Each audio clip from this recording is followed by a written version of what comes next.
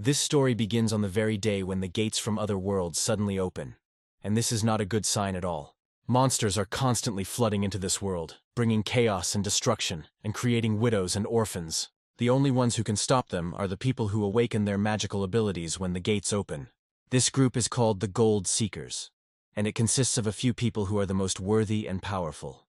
They have been fighting tirelessly for a long time to ensure a better future for their fellow citizens. Even though they fight hard, casualties still cannot be avoided because there are too many monsters. However, doubts about the sincerity of these people begin to appear almost immediately, as they are not too quick to help others. Because one of them starts acting up and saying that there are many victims, an ordinary person finds himself on the brink of death. However, just when all hope is lost, an unknown figure attacks the giant ogre with incredible fury. After this, a powerful explosion occurs, causing the huge creature to fly to the side and pierce several houses.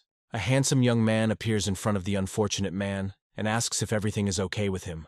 It turns out to be the captain of the Gold Seekers named Misato, who assures that he will take care of everything and help everyone escape. Another wave of monsters begins to approach, but he takes to the air, calling on his incredible strength. A huge amount of energy flows through his body, and his eyes begin to glow a menacing yellow light. Rushing forward, he destroys all opponents within his reach with incredible speed. His comrades watching him cannot believe that he is facing so many enemies alone. One of the more experienced participants says that with the help of time magic, he is able to see the future and knows their every step. Looking at him from afar, she notes that this young man is no longer human and is surpassing all limits of what is possible. The monsters have been defeated, but the portal remains open, meaning this problem needs to be dealt with urgently. The Gold Seekers move closer, destroying the creatures that emerge from there to prepare for the worst. Misato, as before, is in the vanguard, and asks her comrades if there are any more monsters near the portal. Having received a negative answer, he happily announces that they will now be able to protect the human world. Holding his hand forward, he says that it is time to seal the gate and leave it in the past. However, when victory is already close, something hits him hard in the back, causing him to lose concentration. He jumps to the side, not understanding what is happening and who dares to attack him at such a decisive moment. Looking up, he finds his comrades sealing him in the very dimension from which the monsters emerge. Misato looks at the seal in surprise and tries to understand what is happening. He admits that he had never seen anything like this before, and did not expect betrayal from his friends.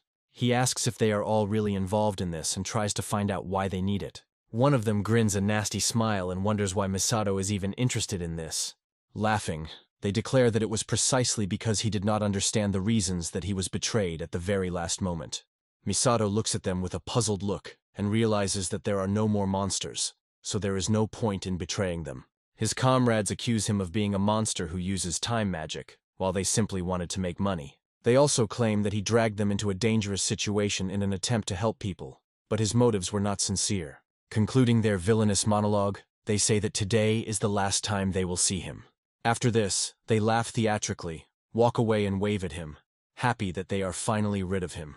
Misato can't believe this is happening and asks if they are really serious. He remembers that he was always a good person and desperately protected the human world from monsters. All he wants is to save people and nothing more, because that's what real heroes do.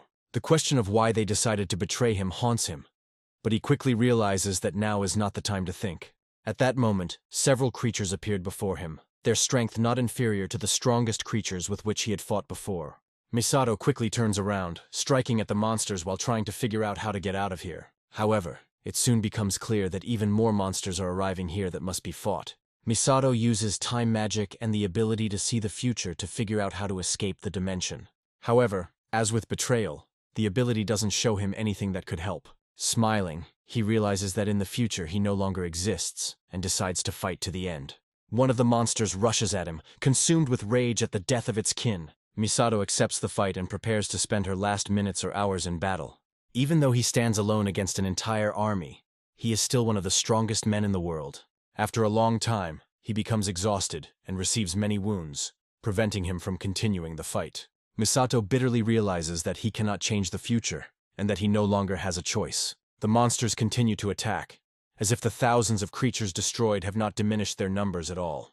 Misato, however, realizes that he cannot simply accept death, as it is not in his nature. He decides to concentrate all his strength to continue the fight and perform a small trick. Misato expresses confidence that she can be reborn and become stronger to reach the pinnacle of her power. He hopes that he will be able to take revenge and release all the emotions that have accumulated due to betrayal. Rage fills him so much that all wounds seem insignificant. By creating an energetic aura around himself, he prepares to be reborn and make a leap in time.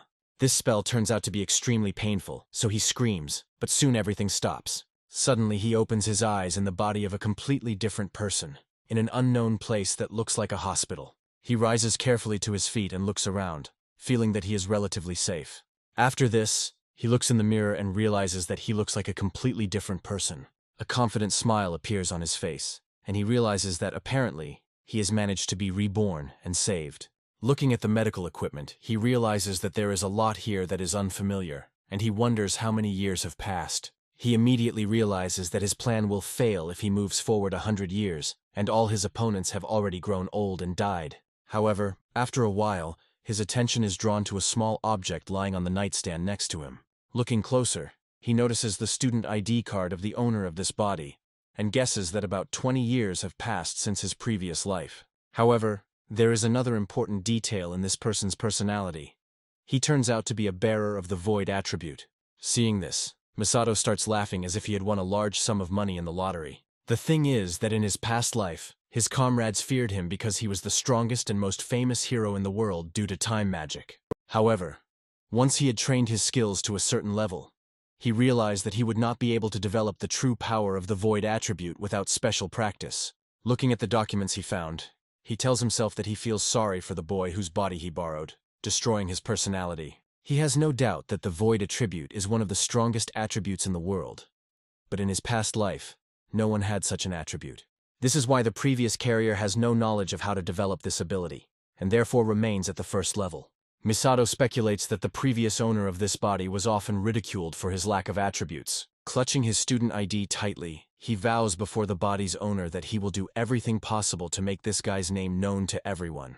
Now, thanks to his clairvoyance, he somehow knows how to train the void attribute, which means he will definitely achieve his goals. A spiritual aura begins to appear around him, and he claims that with this power, he will definitely become the strongest. He also angrily promises that he will make his former comrades regret their betrayal. However, in order to take revenge, he first needs to level up and at least minimally get used to the new environment. He falls onto the bed to rest a little and make a clear plan of action that he will follow. The void attribute is associated with magic that controls nothingness, and its essence lies in the ability to freely project the imagination.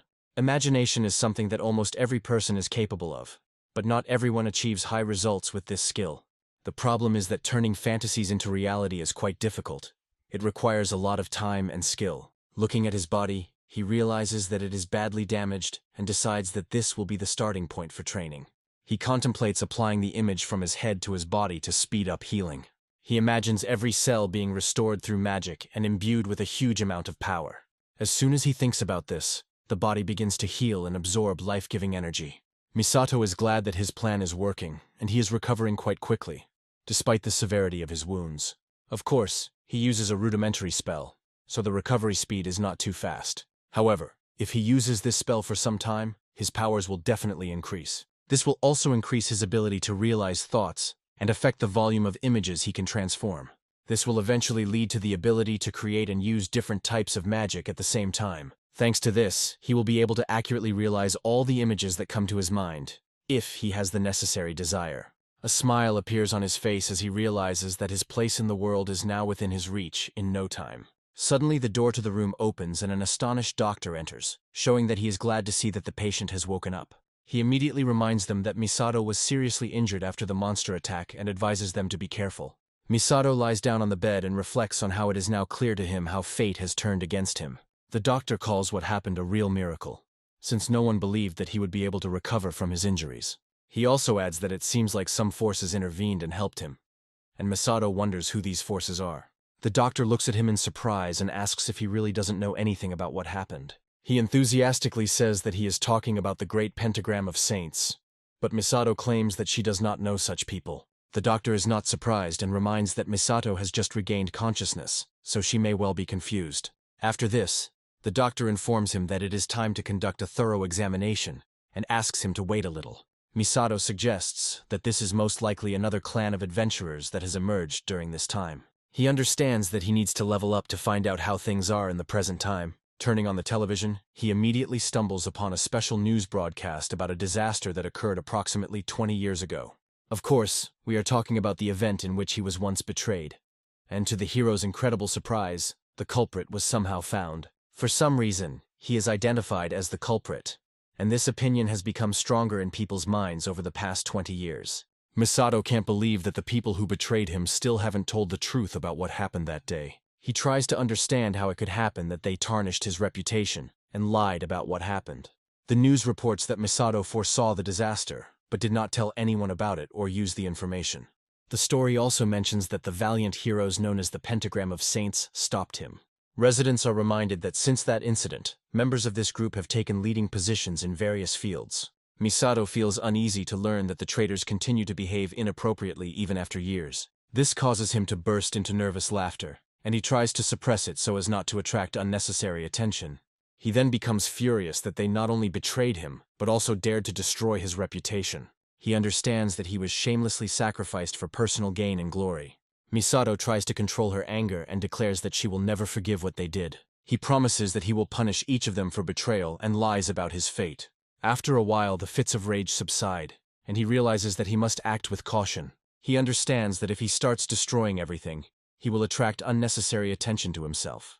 That is why he decides not to come to the attention of his former comrades unless necessary. Looking at his personal belongings and quickly remembering the password for the phone that belonged to this boy, he realizes that it would be better this way. He decides to dig through the phone's data to find out where it ended up and what to do next. It doesn't take more than a few moments before he stumbles upon a lucky coincidence. The thing is that he studies at an academy, the leader of which is one of his enemies named Iwako Hideki. Misato reflects on the fact that he woke up and immediately knew where one of his enemies was, and considers it a very lucky coincidence. He also understands that Iwako is a very cautious person, and not one to easily show her weaknesses. After thinking for a while, he comes to the conclusion that the difference in levels is still too great, and it is impossible to defeat him yet. However, this does not diminish his determination, but he still decides to first stay in the hospital for a little while longer in order to fully recover.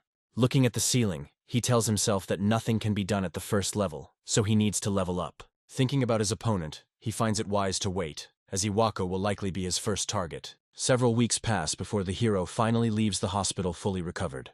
Before discharge, the doctor notes that the results look amazing and admits that he did not expect such a quick recovery. He suggests that it is due to the Holy Group's blessing, but Misato denies this and explains that it is something else. He is sure that the reason is only his own incredible strength, which nothing can surpass. After this, he thanks the doctor for his concern, and the doctor advises him to take care of himself so as not to get into trouble. Misato, smiling, declares that the preparations are complete, and now it's time to move on to real business. Looking at his card, he comes to the conclusion that his level should be sufficient for the first time. He thinks it wouldn't hurt for him to go into a small dungeon to clear it out and gain experience. He finds out from the doctor that the entire family of the previous owner of this body died in an accident. This is convenient because now no one will look for him or suspect anything if his behavior changes. He regrets that the unfortunate man lived a hard life, but admits that for him it is a profitable situation. The ability to do whatever he wants greatly unties his hands, and he feels confident in his future actions. After a while, he approaches a large portal and carefully studies the article on his phone. He decides to put on a mask and hood to hide his identity and rushes forward. After a while, he approaches the guard and shows him the card, hoping that he will let him through. The guard, looking at the data, suddenly grabs him by the arm and orders him to stop immediately.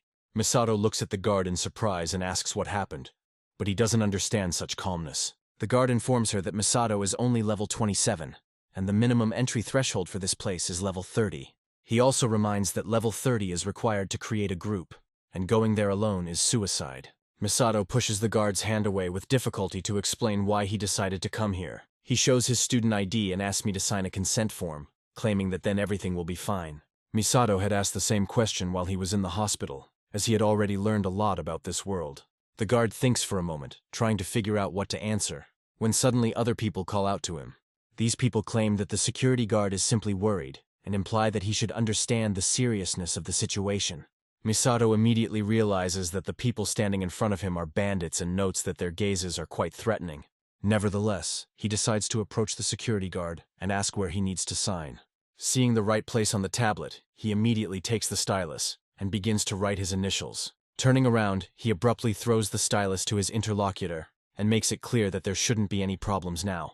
He also states that he is grateful for the care, but does not need it at the moment. The guard admits that he has seen such people and asks the escorts to keep an eye on the newcomer. He adds that letting this man go would be suicide and the wrong thing to do. At first the boys resist, but their leader stops them and agrees with the guard. The leader quietly remarks that if no one finds out about what is happening in the dungeon, it will be even better. He also adds that even if something happens, it will not create problems, given the specific nature of the place. Smiling, they immediately jump into the portal, commenting that the newcomer is too arrogant and needs training. The guard apologizes for disturbing them and asks them to keep an eye on the boy.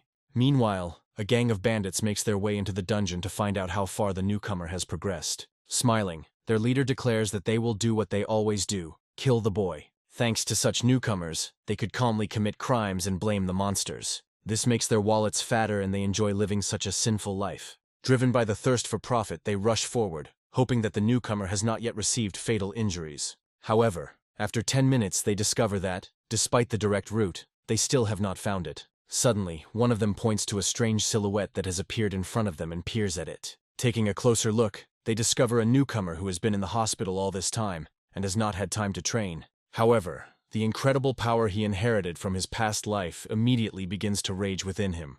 Misato only makes a few movements to attack monsters and use various magic techniques. He manages to combine techniques, creating toxic spores with a flick of his fingers. Combining a toxic hurricane and an explosive ball, he unleashes this dangerous cocktail towards the monster. Not a single monster has time to react to such a deadly series of projectiles, and they all die. This spectacle looks truly terrifying, considering that the newcomer had previously shown no promise of strength.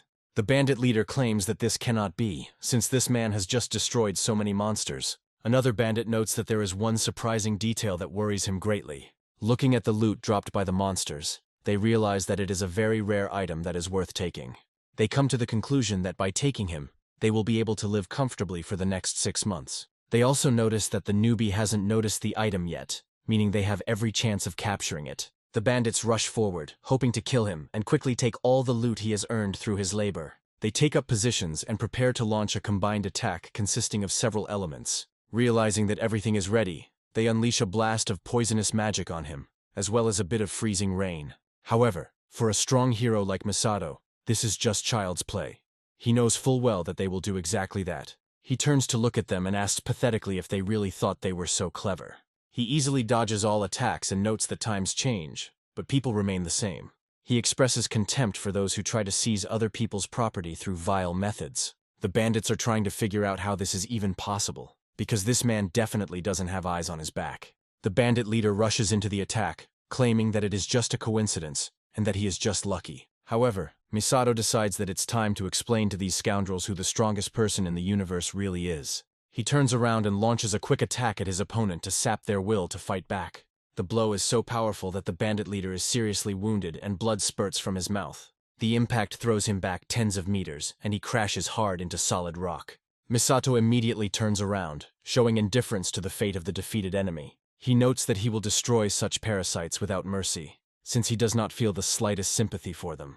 He adds that he uses them as a stepping stone to his revenge, which begins right now. After some time, a special inspection team arrives at the portal to find out what happened here. Her boss reports that he came after hearing that one of the academy students had entered the dungeon alone. This young man turns out to be Iwako's assistant named Koichi.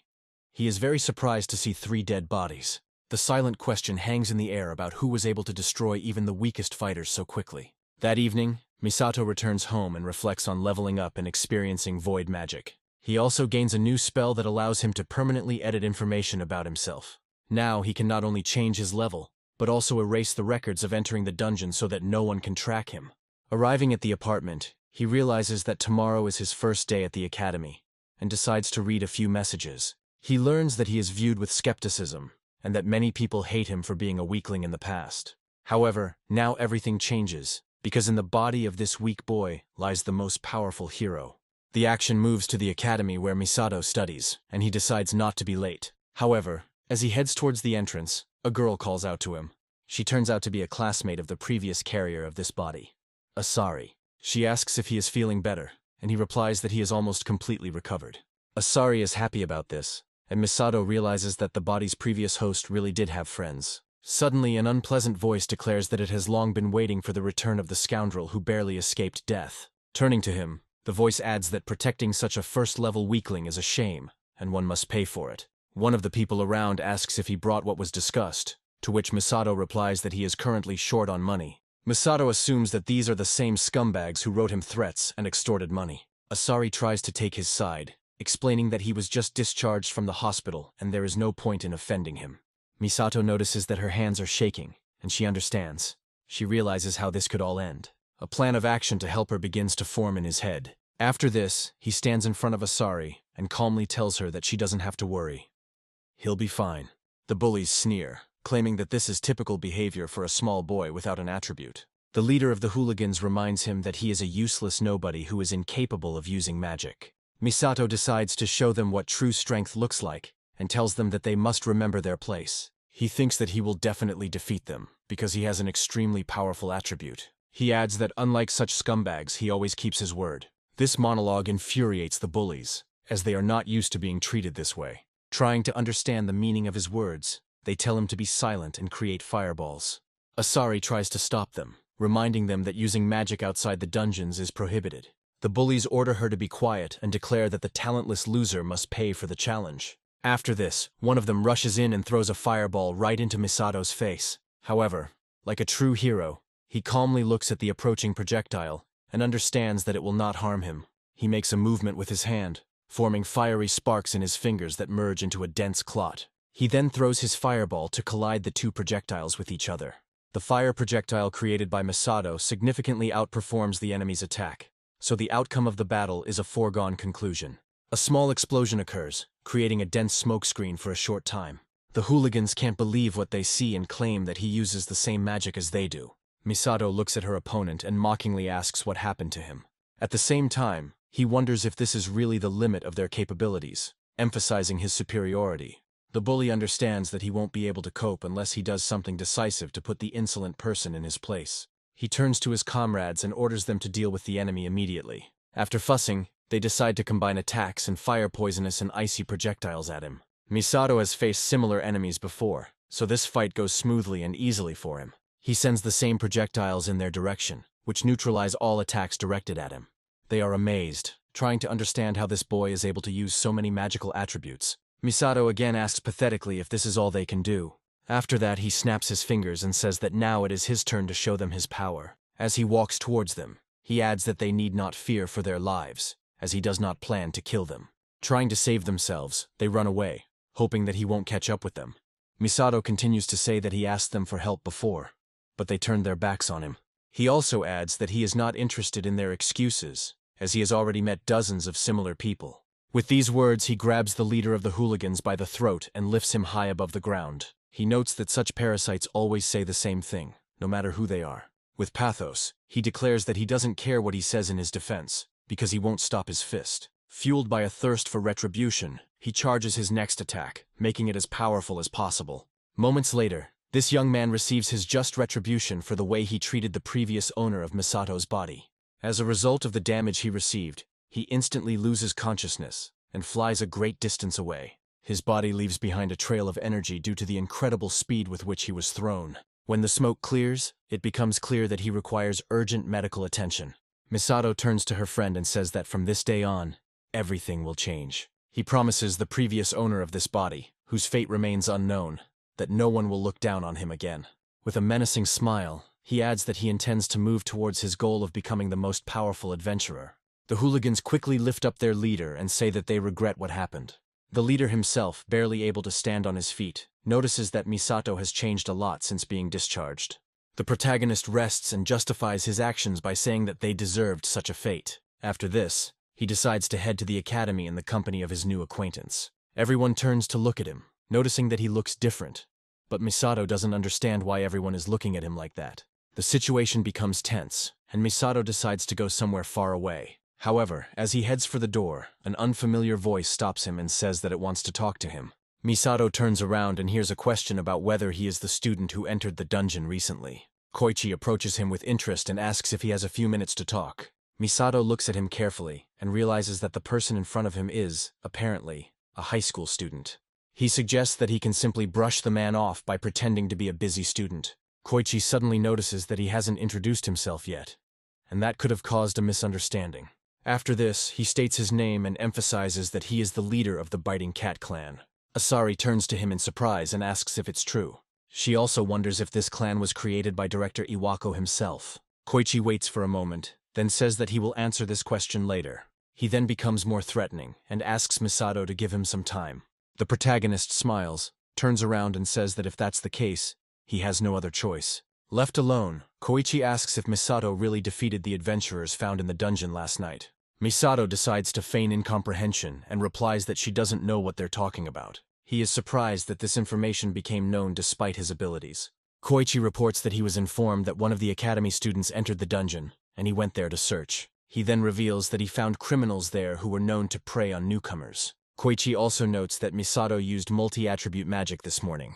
Misato smiles, thinking that this man doesn't even suspect the incredible capabilities of his magic. Koichi becomes serious and asks to explain how he managed to defeat the criminals. Misato starts rummaging through his pockets and says that he was attacked this morning and doesn't remember anything. He also claims that he is only level 1 and was not capable of doing anything like that. With these words, he hands him his card, which clearly states that he is at level 1. Koichi realizes that the Void attribute is a useless ability, and realizes that he wasted his time. This realization causes him great irritation, because he already has a lot of work. Turning around, he opens the door, apologizing for disturbing and for wasting his time asking questions. He also advises to keep a low profile in the future, so that he does not have to do extra work. Misato watches Koichi leave, deep in thought. However, he comes to the conclusion that this man may prove useful. He realizes that Koichi is part of Iwako's inner circle, and does not arouse suspicion, meaning he can be used as a pawn. This gives Misato something to think about, and he realizes that now is the perfect time to try out his magic. After some time, Koichi finishes reporting to the director about the events that happened. Iwako listens to him carefully and notes that this does not look like a failure of the investigation. Turning around, he says that he specifically warned Koichi to be careful in choosing who he works with. Koichi sincerely apologizes to the principal and promises to look into the situation. Iwako states that if it becomes known that he participated in the rookie hunt, his reputation will suffer. After that, he grabs him by the chin and tells him that he needs to understand one important thing. Looking at him with disdain, the director declares that if anything goes wrong, even Koichi will be thrown away like trash. Koichi bows and replies that he understands perfectly well the risk he has taken. However, mentally he is irritated and wonders why he has to deal with such things. He also realizes that if he had known how this would all turn out, he would have invested much more money in the people he hired.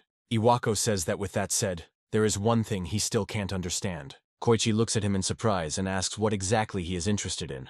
Iwako says that according to the report, the student in question should be at least in his 3rd year. He also states that there is not a single 3rd-year student here who entered the dungeon last night. Iwako suggests that those guys encountered the monster while hunting newbies, and decided to lie to him about it. He believes this is a more realistic conclusion than thinking that one of the students defeated the hunters on his own. Koichi looks at him in surprise and wonders if this is really the most likely option. Iwako states without a doubt that nothing else comes to his mind. He adds that the only exception might be some extremely unusual scenario. Koichi remembers the student's file he looked at this morning and decides to bring it up. He asks if there might be some unique attribute involved. Iwako thinks for a moment, then says that it is certainly possible, although he finds it hard to believe. Koichi smiles, realizing that he has found the solution to his problem. With a sly smile, he says that this can be left to him, assuring that he will deal with it very quickly. After some time, the action moves to a small dungeon, where another raid on monsters takes place. However, this time the students encounter unexpected difficulties due to the unexpected agility of the monsters. A giant monkey scares away all the students, preparing to pounce on less protected victims. A few moments later, someone, using powerful magic, instantly strikes her in the back. Unable to withstand such damage, the monkey falls to the ground, completely losing its fighting ability, and soon dies. Koichi orders everyone to stay in formation, and not to be afraid of such creatures, as they are easy to kill. The students are surprised by what they see and wonder if they should join his clan. Koichi destroys the remaining monsters and says that this area of the dungeon can now be considered cleared. His comrades note that he has done a great job and praise him for his incredible skills. Without paying them much attention, he says that they will do the rest themselves, and then goes about his business. Stepping back at a respectful distance, he says that the time has come to do exactly what he came here for. With these words, he takes out a strange chain on which eyes are visible and addresses her. He commands this artifact to reveal Misato's location, wherever he may be. Once the order is given, the chain begins to behave unusually and freezes, pointing in a certain direction. Koichi thinks that everything is working out perfectly, and now he can kill this student, making it look like an accident. He notes that he was very surprised when it turned out that Misato is a real hunter. He also recalls that after Misato was discharged from the hospital, he caused a lot of trouble. Moreover, he was interested in the story told by the hooligans who had been beaten by Misato. After listening to their story in all its details, he asked if it was really true. The hooligans swore they were telling the absolute truth when they claimed that the loser had attacked them himself. They added that he used the same magic as they did, but it was much more powerful. As an example, they said that he created a flame the likes of which they had never seen. Koichi listens to this with suspicion, admitting that he finds it hard to believe what he heard. However, he says that he has found out everything he wanted and will now take action against this student. One of the hooligans happily thanks him, believing that now they will be allowed to go home. However, the cruel Koichi orders them to be re-educated, declaring that he has no use for weaklings who lose to incompetence. The hooligans beg for mercy, saying that this is not at all what they agreed upon when they accepted the deal. Koichi doesn't pay attention to their words, when suddenly he hears the thoughts of the leader of the hooligans. The traumatized scoundrel sadly notices that this guy is no longer human and is moving on to a new level. Koichi muses that the fear he sees in the man's eyes seems abnormal. To make sure of this, he sends a specially prepared lesson, which was conducted in the form of a cat. Koichi suggests that this is all just an artifact that creates powerful illusions. He believes that the young man dealt with the novice hunters in some clever way. Walking further, he suddenly stumbles upon another corpse of a monster, killed with particular cruelty. Koichi examines the body closely and wonders if it was the same student who did it. Looking closer, he notices traces of a fire strike and assumes that this guy is not so simple. With a haughty smile he moves on, saying that this power is still a trifle. Remembering his teacher who left the pentagram of saints, he realizes that even he could have done the same. However, for now he has no choice but to follow orders, but one day he intends to surpass it. Koichi wishes to one day take a place in this squad so that he can rule the world. The thought of world domination makes him smile, as any villain would be delighted with such opportunities. However, he understands that in order to achieve this goal, he must not allow anyone to find out about his connection with the hunters. He is thinking about getting rid of a witness who could cause him problems in the future. Heading towards his goal, he hopes that there is very little left, and he will finally reach it. Koichi wonders what a normal student is doing so deep in the dungeon. Reaching the next corner, he suddenly freezes in surprise, seeing an unusual sight. Misato sits on a huge mountain of defeated monsters, which he defeats without much effort. Smiling, he notices that his opponent is late, because he is already tired of waiting. Koichi hides and anxiously wonders how this is even possible, fearing that he has noticed his presence. Misato somehow manages to read his thoughts and repeats the questions that are going through his head. Koichi understands that even his thoughts are not private to himself, but he still doesn't understand how this is possible. Approaching Misato cautiously, he asks who he is and what he is doing here. Misato says he heard that Iwako chose him, but he turned out to not be that important. He also somehow finds out that Koichi is hunting newcomers and extorting money from them, after which he begins to blackmail him. Koichi asks how he learned this information, realizing that no one could have told him about it. Misato decides not to answer the question, and says that Koichi is a sadist who enjoys torturing others. He emphasizes that he probably never understood what it was like to be the one being hunted. With a menacing grin, Misato says that now she will show him what it is like to be a victim. He adds that with the help of his extremely powerful magic, he will make the opponent dance. Koichi claims that Misato is too dangerous to be left alive. After this, he summons his sword and says that he will enchant it with the power of his incredible ambition. Rushing forward, he declares that for this he must defeat his opponent in order to become even stronger. Misato looks at her opponent mockingly and asks if this is his true strength. With that, he throws a large fireball towards him, hoping that it will be enough to win. Koichi dispels the magic, wondering if he really thinks he can defeat him with such weak skills. However, after a few moments, an electric discharge flies towards him, which must be blocked. Koichi manages to do this at the last moment, but is thrown back several tens of meters. As soon as he stops, spikes of earth begin to emerge from under his feet. He makes quick circular movements to cut them into small pieces in time. Koichi realizes that things are bad, as his opponent is actually capable of using multi-attribute magic. He asks what's wrong with his void magic and why he can control multiple elements at once. Misato materializes behind him and tries to stab him in the back, but Koichi turns around in time. Koichi becomes even more angry and says that Misato does nothing but interfere with his grand plans. After this, they exchange a few blows and jump to the sides. Misato looks at her opponent in surprise and asks what kind of plans they are talking about. Koichi says that he plans to one day surpass Iwako himself and take his place. His eyes fill with a manic lust for power, and he declares that he will definitely become one of the saints. Misato asks why he chose Iwako, reminding him that there are other saints. Koichi smiles, considering the answer obvious, but decides to explain his plan in detail. He says that Iwako is considered an outcast among the other saints because he is too weak and pathetic. According to Koichi's plan, if he becomes a saint, he will be able to conquer the world, and it would be logical to start the extermination from the weakest link. Misato looks away, finding this plan disgusting. Koichi looks at his opponent with confusion, trying to understand why he described him that way. Misato says he was afraid that Koichi would disrupt his own plans and get to Iwako first. After this, he distorts his face into a terrible grimace and says that if Koichi is so pathetic, then he has nothing to fear. These insulting words cause Koichi to lose control of himself, and he rushes forward, demanding silence. He also asks if there is anything wrong with the lust for power or the desire to acquire wealth and women. He claims that he wants to gain the power to silence all dissent and get everything he wants. He claims that this is the kind of power he desires to gain in order to rule the world. Koichi naively believes that if he becomes a saint, he will be able to do whatever he wants. He also says that, having achieved what he wants, he will make one of the female saints his property. Misato says there's no point in listening to these teenage fantasies, since that's not what he's here for. He realizes it's time to end the fight, delivers a quick blow, and easily defeats his opponent. Koichi watches in horror as his sword crumbles into pitiful pieces. Misato approaches him and says that he has been preparing a powerful spell all this time. Koichi feels extreme horror and orders not to approach him. Misato proves relentless and says that she will now make him dance to her tune. Coming closer, he uses the skill of absolute hypnosis to change the consciousness of his victim. Koichi loses his personality completely for a while, and his eyes become empty. As the spell's power increases, he loses consciousness and falls to the ground.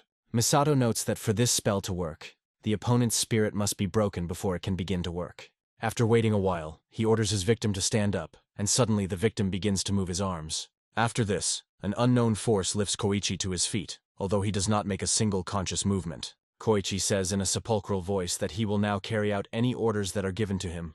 Misato smiles wickedly and reflects that it seems his plan worked. He orders Koichi to focus on completing the mission and states that he will give further instructions later. Koichi says he understands everything, and Misato orders him to act as usual so as not to arouse suspicion. Upon hearing this command, his eyes suddenly become normal and he begins to behave as before. Turning around, he says that he will return to the main group to continue the mission. Misato watches him carefully to make sure the spell works. He smiles again, realizing that everything is going according to his plan. Having dealt with this problem, he decides to go down another corridor, when suddenly a familiar girl appears on his way. Asari asks him where he has been, and then says that she is very worried about him. Misato apologizes for scaring her, then says that she was just hanging out with Koichi for a bit. Asari looks at him in surprise and asks what they can talk about at such a time. Misato says they're discussing how to make dreams come true, and Asari asks if he learned anything useful. Misato says that Koichi gave him great advice, thanks to which one of his dreams will soon come true. Asari smiles and expresses hope that he won't have to wait too long. Koichi calls out to all the students and says that training is ending soon, after which he recommends that they go back. Asari advises the protagonist to follow her, adding that otherwise they will simply be left here. Misato reflects that he is truly glad to be attending this academy, as he has made some important connections. After some time, Iwako decides to talk to Koichi again and asks him how the process is going. Koichi says that, as he expected, students with unique abilities are developing.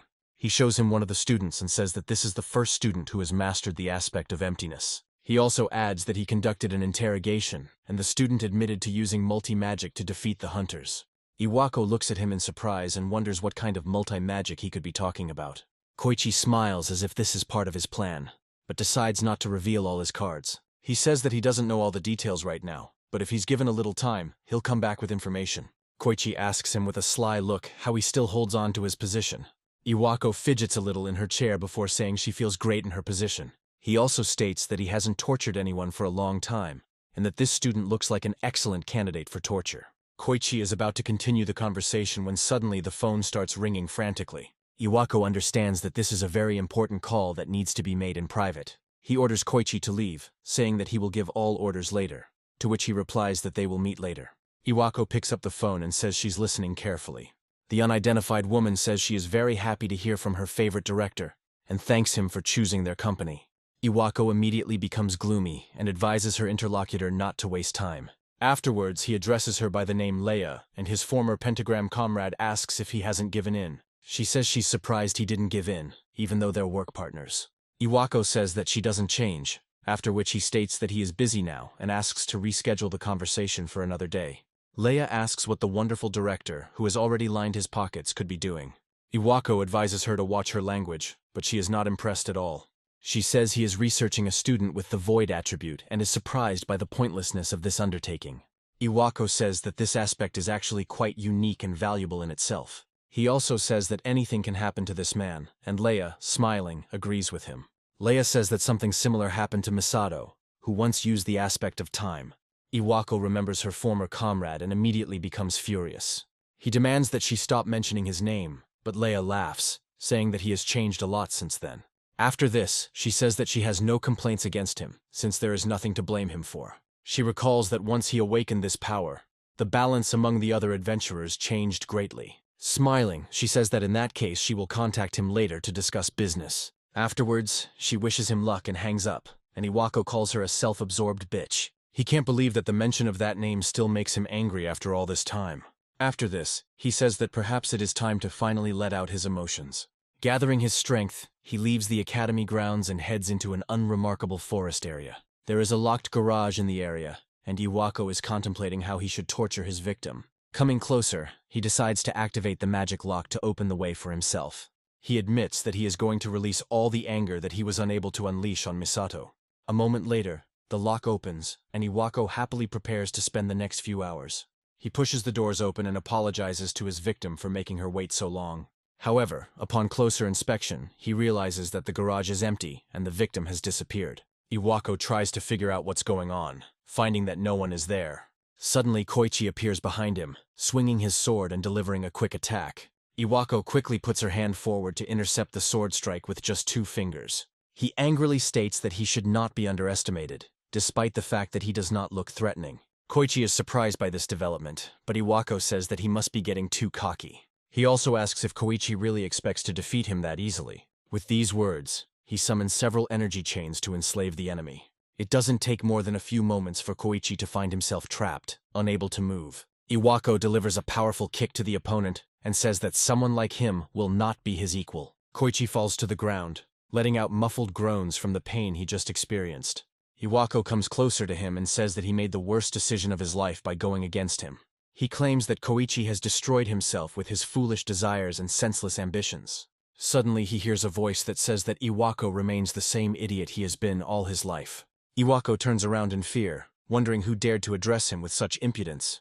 Misato says that Iwako continues to bow down to the strong and take out her hatred on the weak. He adds that apparently, Iwako has not changed at all, and remains the same pathetic and stupid impudent person. Iwako asks him how dare he speak like that, adding that he is the director of the academy and cannot be spoken to like that. Misato notes that the words he just said to Koichi sound like a perfect introduction to himself.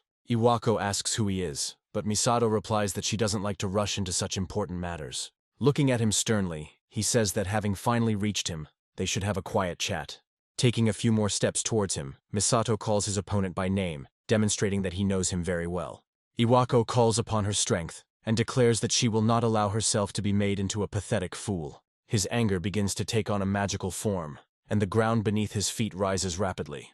Iwako promises to show him how big the difference in their strength is, so that he will finally cool his ardor. He summons a giant stone hand and says that now the enemy will taste the earth magic that he has been honing for a long time. He also states that no student, no matter how strong, will be able to escape this blow. With a quick and distinctive movement, he orders Misato to go to the afterlife immediately and not interfere with him anymore. At the same moment, a giant fist begins to fly towards Misato, who, despite this, remains motionless. There is a powerful explosion, and for a while Misato's fate remains a mystery to the impudent Iwako. He starts laughing and celebrating prematurely, explaining that this is what usually happens when students get caught. Looking more closely, he realizes that the attack has destroyed the place that served as his shelter. Iwako realizes that he has gone too far and adds that now he will have to find a new place to vent his anger. As he heads in that direction, he says he has no idea who it was, but the enemy will have to stay put. Taking out a handkerchief to wipe the sweat from his face, he notes that such students cause a lot of trouble. However, after a few moments he stops in horror, realizing that his goal has not been achieved. As the smoke clears, it becomes clear to the silhouette standing in the same place that his attack did no damage. Iwako even freezes for a moment and tries to understand how this is even possible. Misato continues to act arrogantly and says that he didn't expect such a harsh reaction. Putting his hands in his pockets, he says that he just suggested chatting to figure things out. Iwako tries to understand how this student was able to survive despite being hit by a giant earthen fist. He asks him who he is, and orders him to immediately state his name, so that everything becomes clear. Misato decides to take a little time and asks if he really doesn't know him. Immediately after this, he tries to portray a facial expression similar to the one he had in his past life. But he does a poor job. Iwako looks at him in bewilderment, noting that he has never met such an idiot, and orders him to state his name immediately. Misato says that with such words he hurt his very tender feelings. After that, he asks if Iwako really forgot about him when he changed his aura. Iwako senses the presence of her sworn enemy and declares that this simply cannot be true. He takes a few steps back, but his balance begins to gradually wobble. Clutching his head, he says that this guy definitely can't be Misato, since he was presumed dead 20 years ago. This seems incredible to him, and after a while his consciousness becomes clouded, and a brilliant idea comes to mind. He turns to the main character and orders him to stop putting on this stupid circus. He also asks him if he hadn't read the latest news that was shown on TV. He grits his teeth and says that he can't stand hearing about a scoundrel named Misato. He waves his hand, calling upon new powers of the magical attribute, and declares that this guy is no longer of this world. Loudly shouting about Misato's death, he creates a small tornado around himself and prepares to direct it towards the enemy. Misato lets out an exasperated breath, realizing that at this rate he won't be able to make even the slightest progress. Turning towards his opponent, he says that he always believed only in what was in his favor. Iwako orders him to stop talking nonsense immediately and come closer so he can be killed. Misato smiles and notes that such behavior indicates that he is still tormented by the remnants of his conscience. He says that his amazing words come from those around him, and that is why he decided on this dishonest act. Misato officially accuses him of betraying him and throwing him to be eaten by a giant monster. Iwako completely loses control of herself and throws a giant magic projectile, ordering her to shut up immediately. Misato realizes the moment of truth has arrived and rushes forward to break the spell. He makes a quick wave of his hand, and it has a noticeable effect almost immediately. Iwako watches in horror as his magic fades and realizes that something is definitely wrong. The thing is that this magic turns out to be terrifyingly familiar to him and leads to very sad thoughts. He remembers his past self and realizes that this is the kind of magic Misato used. A moment later, his thoughts are interrupted by a bright and loud explosion that occurs a few meters away from him. Unable to believe what is happening, he falls to his knees with a dull thud. He says that he was definitely locked in the dungeon, which means he couldn't return from there. Misato approaches him and informs him that he has indeed been locked away and thrown into the depths of despair. Iwako doesn't dare look up at him and wonders if it really is Misato in front of him. Misato sits down a little and says that it has been a very long time since they last met. Smiling, he notes that they haven't seen each other for a long time, and that he's glad that they remembered him even after so many years. Iwako feels despair permeating his entire body and decides to resist this feeling to the last. After this, he quickly rises to his feet and tries to encourage himself with growing rage. He orders them not to take him for a fool, and states that admitting that Misato died and returned to this world means that there is no simple way to interpret their situation. He raises his hand to materialize another energy clot. Saying that ghosts are supposed to be quiet, he launches several projectiles towards Misato. Misato pointedly puts her hands in her pockets and jumps to the side, easily dodging the attack. However, this is not the only ace up Iwako's sleeve to maintain her position. Misato continues to dodge attacks of varying levels without experiencing any problems or difficulties. Iwako calls him a cheeky puppy who thinks too highly of himself, relying on his agility. He reflects on the fact that he needs to seize the advantage, no matter the cost. He understands that during the gold-digging era, he was not a strong fighter, and even now people laugh at him. However, this does not mean that he is weak and has no opportunity to prove his strength. Using special gem rings on his hand, he summons multiple elements at once. After this, he decides to demonstrate the secret technique that he spent 20 years creating.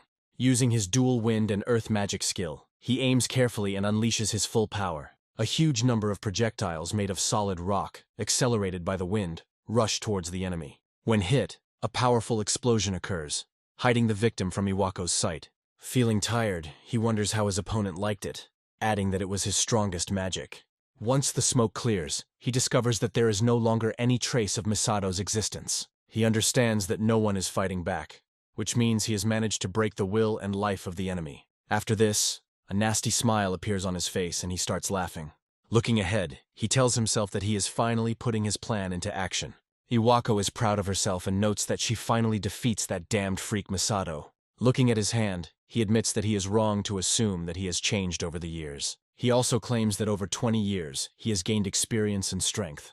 Iwako insists that the man everyone knew 20 years ago is long gone. With arrogance and haughtiness, he says that he should not have crossed his path, even if he had returned here. He continues to reassure himself, thinking that over the past 20 years, his level has increased, and he has become noticeably stronger. Having finished this session of self-adoration, he exhales, realizing that it is time to have a snack and go home. He rejoices, believing that he has finally defeated Misato and will no longer allow others to look down on him. Pride takes over again, and he declares that he has always been the strongest among the Holy Pentagram. Misato decides whether Iwako is finished or whether he will have to wait a little longer while he admires himself. Iwako looks at the protagonist, who is not taking any damage, and asks herself why this is happening. Misato notes that Iwako is indeed becoming capable of powerful magic, as befits a hero of the current era. He also adds that he can now release all his power without holding back. Iwako realizes that she is facing a real monster that nothing can destroy. However, he understands that he cannot retreat now, because he has worked too long to gain power. Rushing forward, he declares that he will not allow anyone to interfere with his grand plans again. With that, he creates a giant stone hand to grab Misato and crush her. After a few moments, he clenches his fist, hoping to kill his opponent in one move. He's happy that he hits, believing that even if Misato survives, he can be finished off with a couple of spells. Misato notes with disappointment that he expected much more from a mage of his caliber after so many years. After this, he uses water magic and frees himself from captivity, noticing that Iwako is still only barking loudly. The water quickly turns the stone fist into a pitiful semblance of clay, which crumbles before our eyes. Misato questions whether Iwako really thought that would be enough to defeat him. Iwako feels that the situation is getting more and more difficult, and understands that she needs to give it her all. However, fear takes over, and he tries to throw off the wind slashes, ordering them not to come near him. Misato makes a sharp, confident movement with her hand to neutralize these currents. It creates a powerful hurricane that absorbs all wind cuts and neutralizes their effect. Iwako is unprepared for such a barrage of magical energy that disperses everything in its path. With each passing second, it becomes more and more difficult to stay on his feet until he finally loses his balance. Unable to bear it, he crashes into a tree with force, and another projectile is already flying towards him.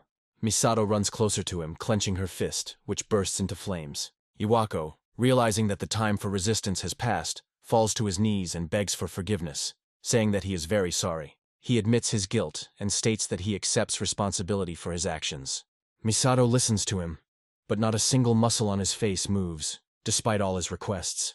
Iwako muses that Misato has always been a naive and kind person, and therefore hopes to deceive him again. However, to his surprise, Misato orders him to shut up, noting that he had already fallen for similar words last time. Afterwards, Misato wonders if he'll let himself fall for it again. Iwako asks him to wait with the decision, reminding him that they were good friends in the past. Misato, rushing towards Iwako, he delivers a powerful blow charged with fire energy fueled by hatred. This blow is followed by a flurry of attacks, which Misato unleashes without hesitation. Iwako feels like he's starting to bleed internally from his wounds, but he's still alive. Looking at the blurry silhouette of the enemy, he understands that he should not have messed with him. Misato delivers the final blow that should put an end to their confrontation. Misato approaches the defeated enemy and tells him that he should thank him for sparing him. However, unfortunately, Iwako is unconscious and does not hear these high-flown speeches about mercy. Misato sadly realizes that he can't hear him and decides to resort to a more cunning method. After some time, Iwako comes to her senses and carefully looks around. Misato gets his attention, noticing that he has finally woken up. Iwako, frightened, jumps back several tens of meters. He begins to beg for mercy, claiming that he does not want to die under any circumstances. Misato shakes her head and says that she won't kill him if that's the only thing he's afraid of. After this, he comes closer and adds that, of course, a price must be paid for such a service. Bowing before him, he asks if Iwako agrees to answer all his questions. Iwako nods immediately, and Misato starts rummaging through her pockets to get something important. After that, he shows him a photo of Leia on his phone and says that he needs information about her. Iwako tries to take the phone, but Misato immediately pulls her hand away, not allowing her to do so. Looking closely, he notices that, judging by the call history, Leia contacted him today. Becoming serious, he asks what they were talking about. Iwako replies that Leia is coming to Japan in 3 days, and they had a business conversation. Misato smiles, realizing that everything is working out perfectly, and realizes that she won't have to look for a new target. Dark fantasies begin to appear in his head, and he decides that he will definitely take revenge on this woman. After this, he loudly declares to himself that he is already deciding what he will do next. He then throws the phone to Iwako, saying that he is returning her favorite toy, but demands that she act as usual. He also reminds that not a word should be said about his real identity. He also reveals that he casts a spell on Iwako's heart while he is unconscious. Misato threatens that if Iwako reveals who he is, his heart will instantly stop beating. He squeezes his hand, creating a small explosion to demonstrate how quick his death can be. Iwako is both impressed and frightened by these prospects, and realizes that it is better for him to keep his mouth shut. Misato says that Iwako must be careful and not let him down under any circumstances. In fact, this is all a complete deception. Misato does not use any magic and is simply bluffing. The thing is that Iwako's character is too cowardly, and even in this way he can be easily intimidated.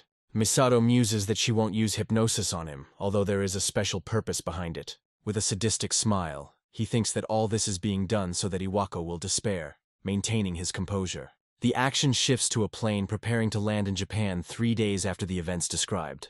Leia sits calmly in her business class seat, absent-mindedly looking out the window. Her assistant says they are almost there, and starts packing her things. Meanwhile, the flight attendant addresses the passengers and informs them that the plane will soon arrive at its destination. However, a moment later, a loud scream from a frightened woman is heard, and Leia assumes that something is wrong. The plane is hijacked by bandits who demand that everyone get down on the floor and take out their valuables. They point firearms at passengers, forcing them to immediately comply. Leia behaves calmly, which greatly surprises her assistant. The bandits warn that if no one follows their orders, everything will end bloodily. Leia decides not to waste time and rushes forward to neutralize the criminals. With one blow, she grabs the arm of one of them, disarms him and throws him over herself. The criminal doesn't have time to understand anything while Leia deals with several attackers at once in an instant. The terrified passengers watch what is happening and realize that their fate is much happier than they thought. They look at Leia with joy and say that they are saved because the saint is fighting for them. After some time, the plane lands successfully at the airport, and the criminals are handed over to police custody. The local administrator bows to Leia and says he cannot express how grateful he is to her. Leia smiles and replies that she is glad to be on this flight and save people. Looking at the weapons, she notices that the criminals were armed with something untraceable. She adds that recently there has been an increase in the number of groups using equipment made from materials obtained in dungeons. From this she concludes that it is necessary to equip her personnel with self-defense equipment. Approaching the manager, she says that she would like to get the same kind of weapon that the employees use. The manager bows before her and promises that he will provide her with equipment as a token of gratitude for her help. After that, she heads to the airport to take care of the important things she still has to do.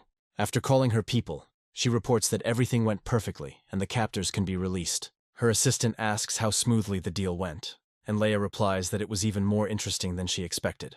She notes with pleasure that the fake hijackers helped seal the deal. She then notices the crowd greeting her with honors, and says that this also had a good effect on her reputation. The rapt crowd says they expected nothing less from a heroine who saves the lives of ordinary people. Leia smiles and waves at them, knowing that she has achieved all the desired results in the near future.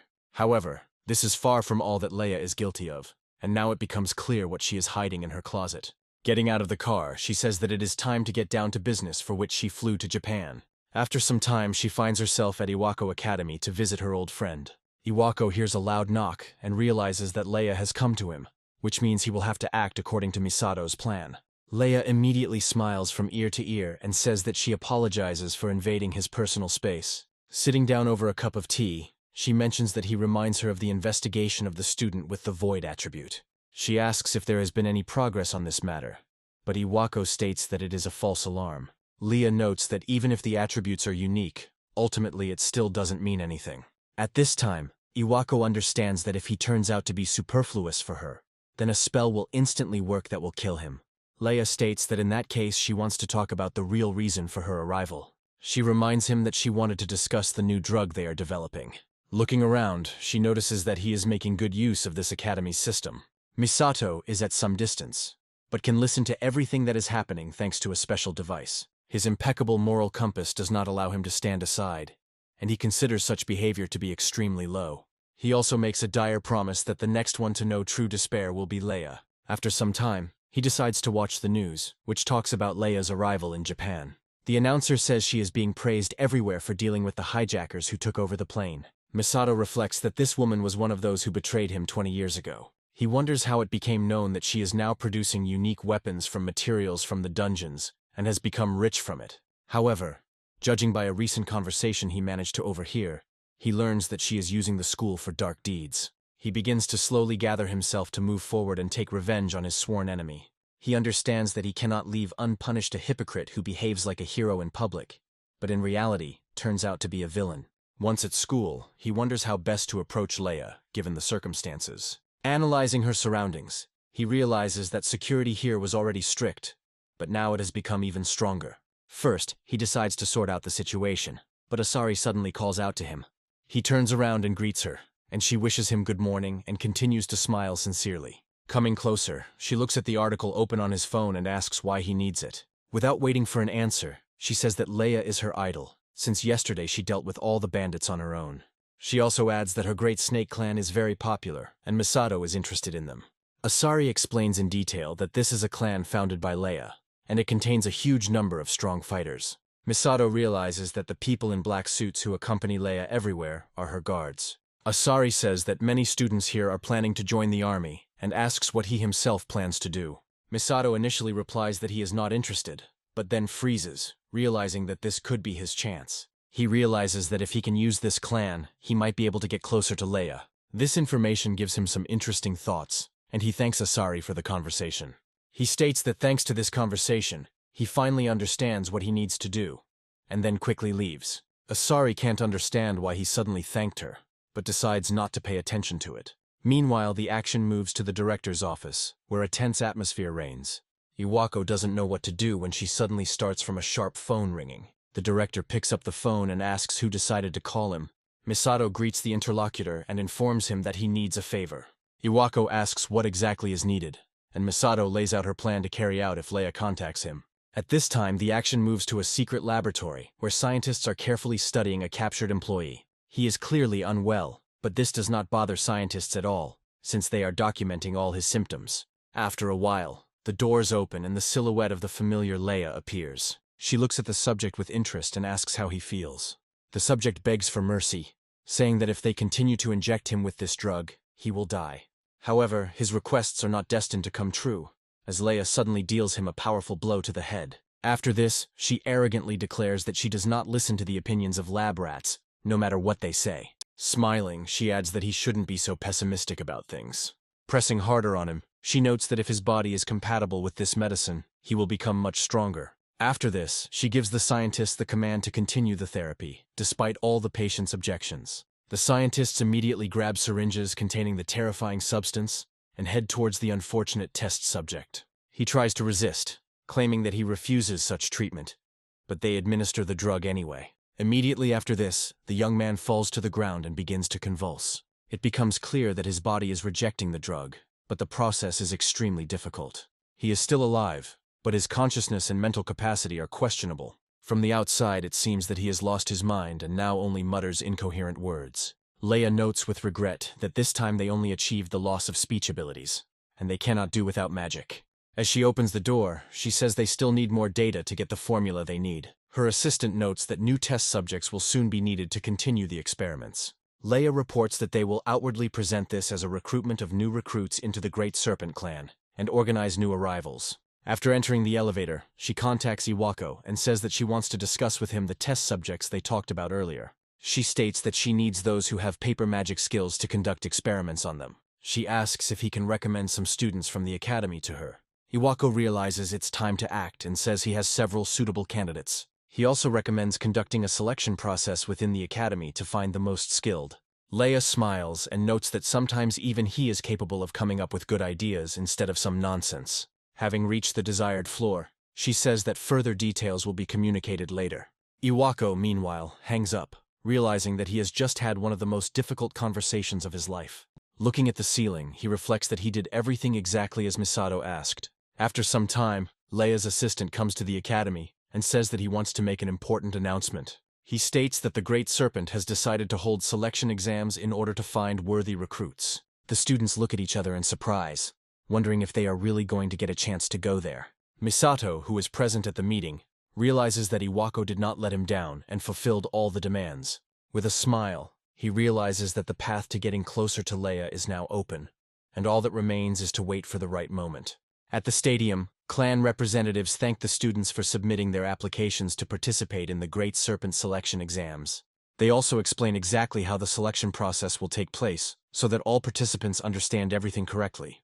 Misato realizes that in order to get closer to his next victim, he must join this clan at any cost. Previously, when approaching Iwako, he tried not to attract attention, but now he realizes that he needs to act differently. He decides that it is necessary to attract the attention of Leia's right-hand woman and the other examiners who will be monitoring the process.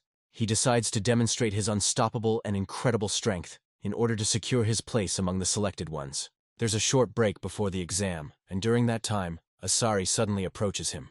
She asks if he is really also being selected, and Misato replies that he has become interested in participating. He knows he doesn't want her to get involved in this, but he can't talk her out of it. Asari, a little embarrassed, says that she knows perfectly well that she is a loser and does not belong here. After this, she adds that she has her own reasons for wanting to join this clan. She wishes him luck and says that they should try to get there together.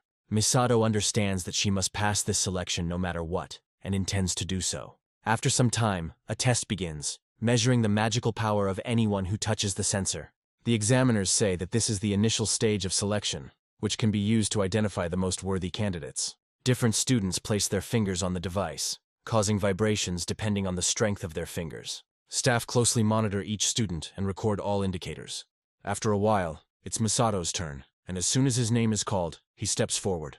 Along the way, he shows his ID and smiles as the examiner evaluates his level and skills. Seeing that he has the attribute of emptiness, the examiner lowers his expectations, deciding that there is no point in expecting a breakthrough.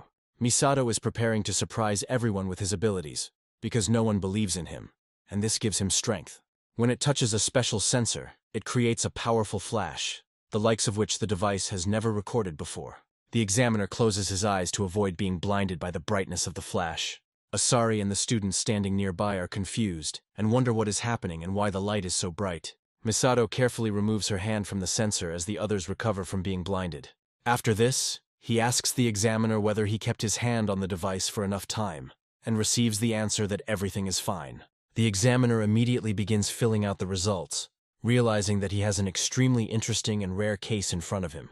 In terms of magical ability potential, he gives Misato the highest possible rating. Next, Misato goes to a test that checks the ability to create various magical elements. At first, he creates only a lump of earth, and the examiner watches this with slight disappointment. However, Misato decides to smile to intrigue those present. Immediately after this, he extends his hand to the side, creating another element. The creation of two elements simultaneously demonstrates serious magical potential, and the examiner's mouth drops in surprise. However, this is not enough for Misato, so he decides to add fire elements. In just a few seconds, he creates all the basic elements from which magic is combined. People watching him cannot believe that one person is capable of creating all the basic attributes at once. Misato wonders in her mind how the void attribute, which everyone laughs at, can allow such things to happen. Asari happily runs up to him and says that it was amazing, and she is very proud of him. Misato thanks her for the praise and encourages her to try her best. Asari approaches a small bed of plants to interact with them. She thrusts her hand forward, creating a weak flash that shoots towards the plants. Asari, as you might guess, has a strong inclination towards healing magic. Under the influence of her magic, flowers instantly come to life and are filled with life-giving force. Everyone watches as Asari, with one movement of her hand, brings flowers to life that would have died without her help. However, most people find this skill useless and are not impressed. Misato realizes that this is light magic, which is a rare and valuable attribute. However, the examiners are unlikely to be able to appreciate her because they do not realize how special Asari is. Leia's right hand watches the process closely and notes that such abilities are very interesting. He notes that the girl should be considered as a test subject, as her healing skills will allow her to withstand the tests longer. After some time, the organizers announce that it is time for singles matches. They point to one of their fighters and say that these people will become opponents of ordinary students. Frightened participants wonder how they will be able to fight against professionally trained fighters. Leia's assistant clarifies that it will not be victory that will be judged, but rather how the participants perform in battle, since it is impossible to defeat these opponents. One of the fighters looks closely at Misato and asks if he is the student who caused a commotion at the school. He notes that Misato appears to be performing well in other tests, but that it doesn't matter in actual combat. Misato smiles and says that she hopes to learn a lot from her seniors. His opponent becomes arrogant and declares that he is going to finish him off. After these words, the enemy waves his arms and creates a giant boulder to throw at Misato. Almost immediately, he decides to crush this boulder into several smaller projectiles so that they move faster. Misato creates a small vortex of air to intercept all projectiles flying towards him. Immediately after this, he sends them back, thereby demonstrating his fighting abilities. His opponent quickly covers himself with his hands to prevent any stones from damaging his face. He wonders how this is even possible, since his magic was just destroyed in one blow. However, when he comes to, it turns out that Misato has already disappeared. The stunned mercenary cannot believe that the enemy has disappeared and tries to figure out where he went. Misato materializes behind her opponent and prepares to hold an icicle to his throat. He chuckles and says he expected to see more, but admits it was still a valuable experience. The judge overseeing the exam announces that Misato is the winner. Leia's right-hand man watches this in amazement and can't believe that this boy defeated an employee of the Great Serpent Clan. This makes him wonder who this student is and what powers he has. That evening, he contacts his boss and informs her that the exam is over. Leia asks him with a bored look if he found anyone interesting, and receives the answer that he found an interesting specimen. Leia asks what exactly he means, and he explains that one student performed significantly better than the others.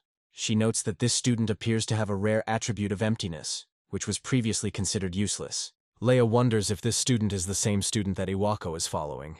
Rising from her chair, she laughs quietly and says that the situation is getting more and more interesting. She adds slyly that, apparently, she has managed to acquire a very curious ward. The next day, the clan leader announces that the names of those who passed the selection exams will be announced today. As expected, Misato takes first place thanks to her outstanding abilities and willpower. The students standing behind him say it's not surprising, as the exam was a piece of cake for him. Misato smiles and thinks that everything is going exactly according to plan, and now he will be able to get closer to his goal. Meanwhile, the judge announces that the next student to pass the selection is Asari. The naive girl is happy that she was able to take a high place, and Misato is very surprised by this.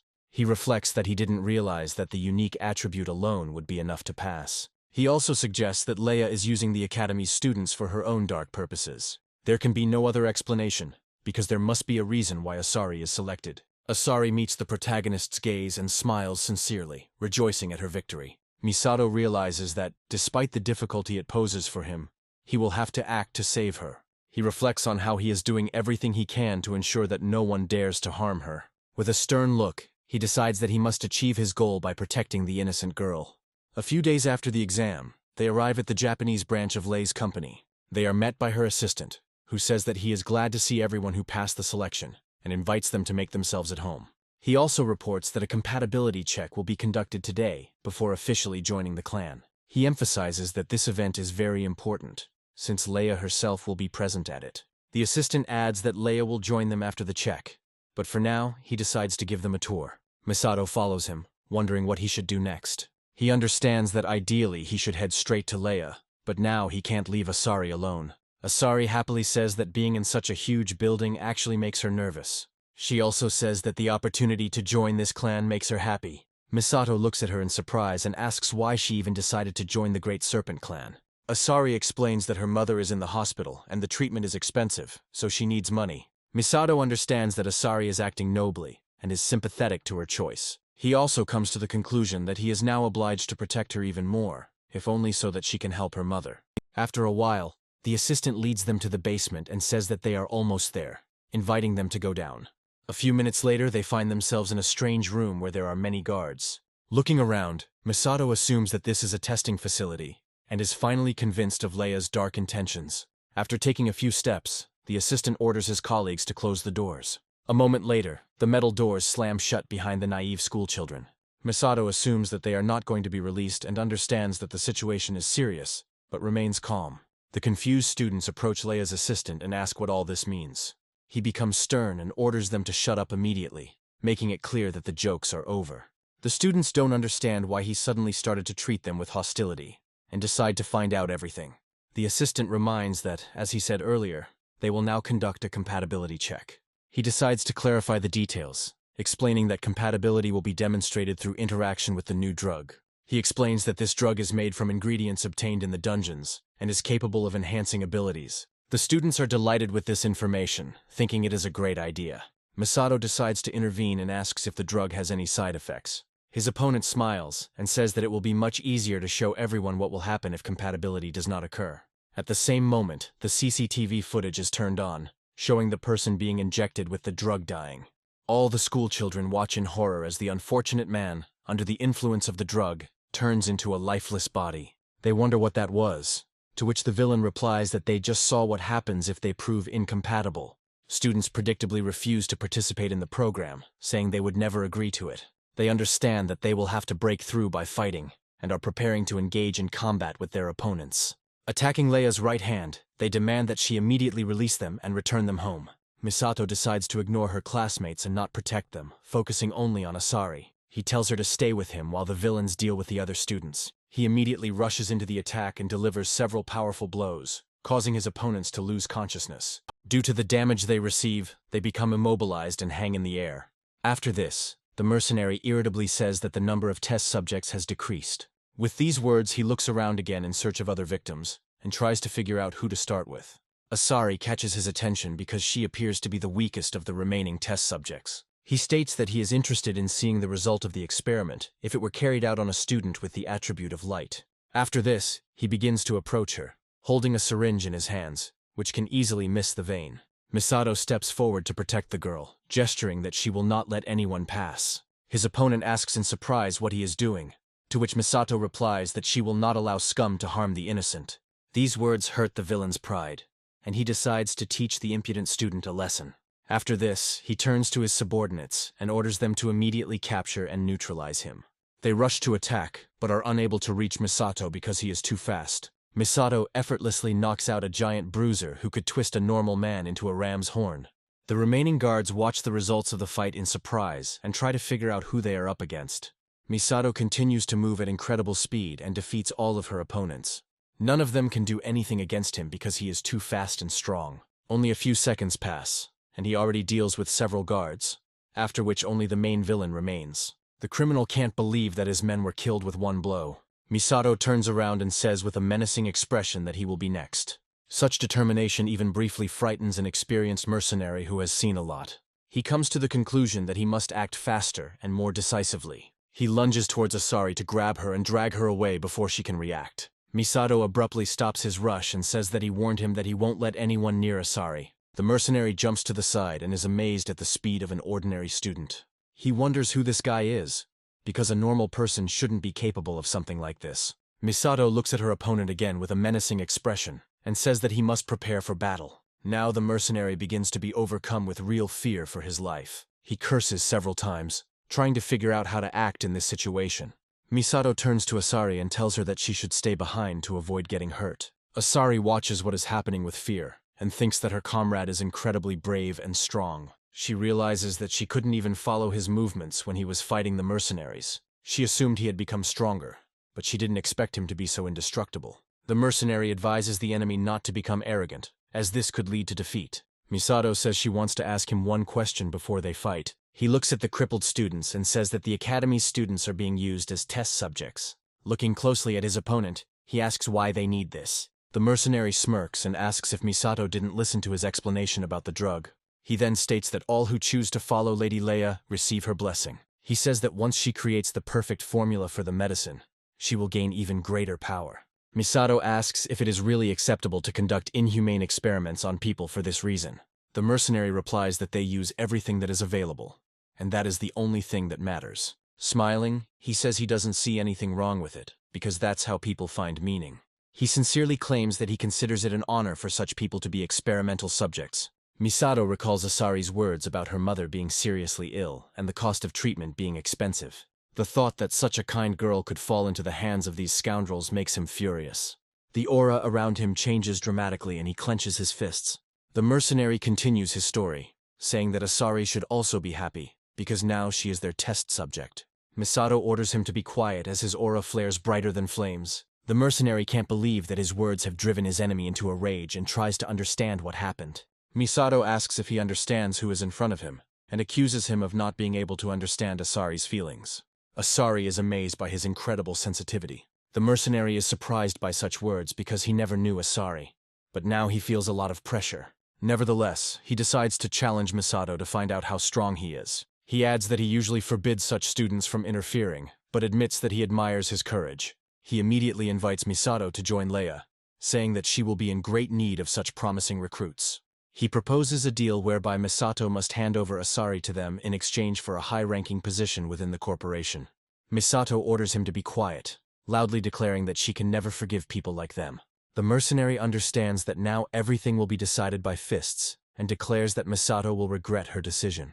After this, he decides to charge his body with a large amount of energy in order to engage in combat with the enemy. Even his eyes begin to shine with overwhelming power, which clearly shows that the battle will be serious.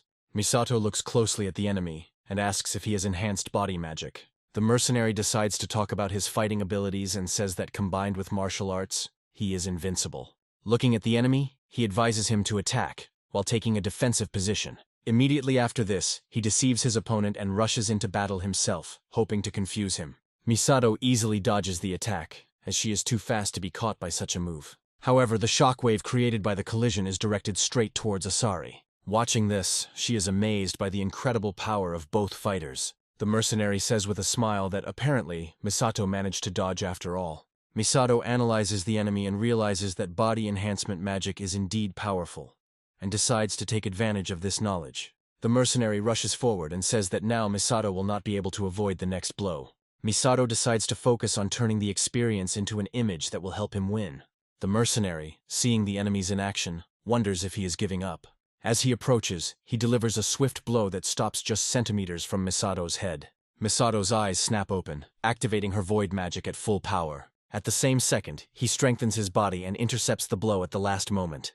The mercenary is shocked by the result of his attack and says that this simply cannot be. He doesn't believe that Misato has the same power as Iona, although in his hands it seems even more powerful. Smiling, Misato says that she can now use body enhancement magic too. He thanks his opponent, saying that it was thanks to him that he was able to imagine this magic and appropriate it for himself.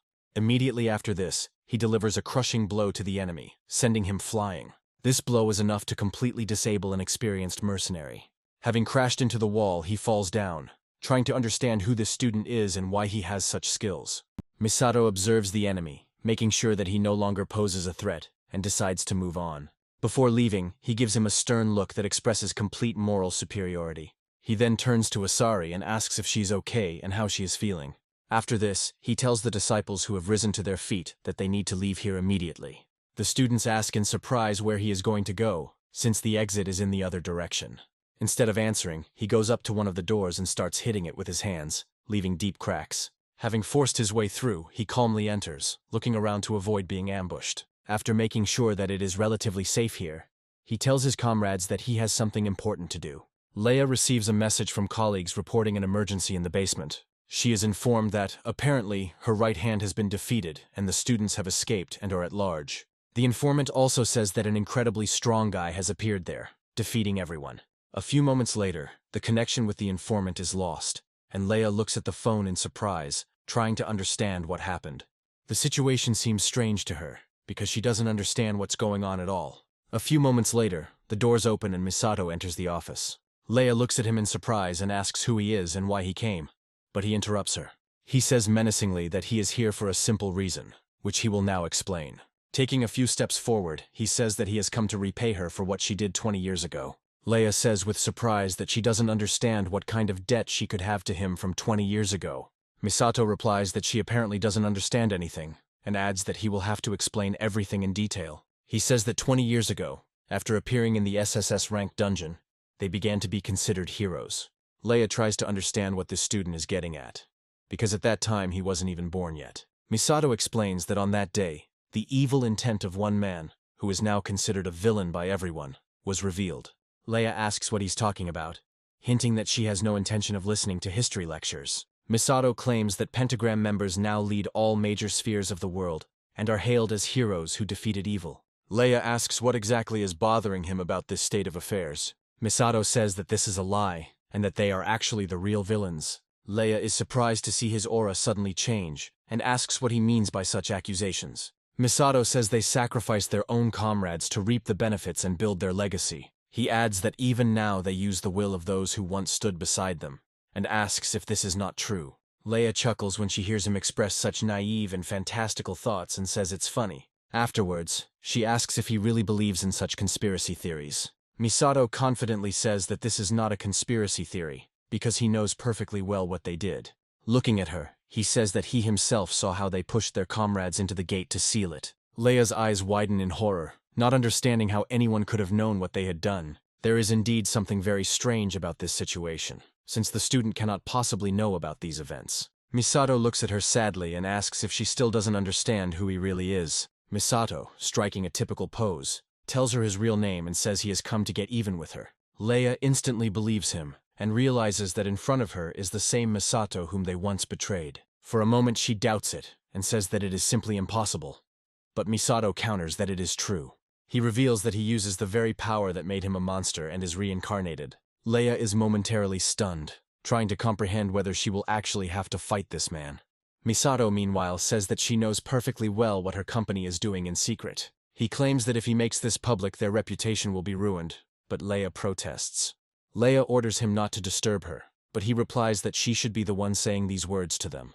He also says that she is to blame for what happened 20 years ago and for trampling on Asari's hopes. With a menacing face, he again declares that he will never forgive her for this and will definitely take revenge. Leia is unimpressed by his promises of eternal revenge and says that in that case he has no choice. After that, she launches into a dramatic story about how her power cannot be underestimated, because he is no longer in Misato's body.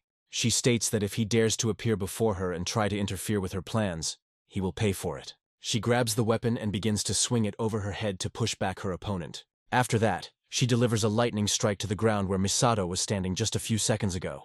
The shockwave from this attack spreads throughout the room, causing large cracks to spread across it. Misato, of course, manages to dodge in time, anticipating the move with the help of her incredible intelligence.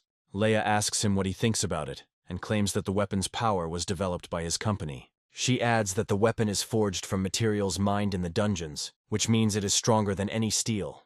After that, she jumps into the air and says that she will now demonstrate how sharp it is. She then unleashes a series of swift attacks, which Misato easily dodges. Misato simultaneously studies her fighting technique closely in order to copy it using abyssal magic. Leia perceives his passive fighting style as a weakness, and says that all he can do is dodge. However, despite this, she still can't hit it, even though she tries very hard.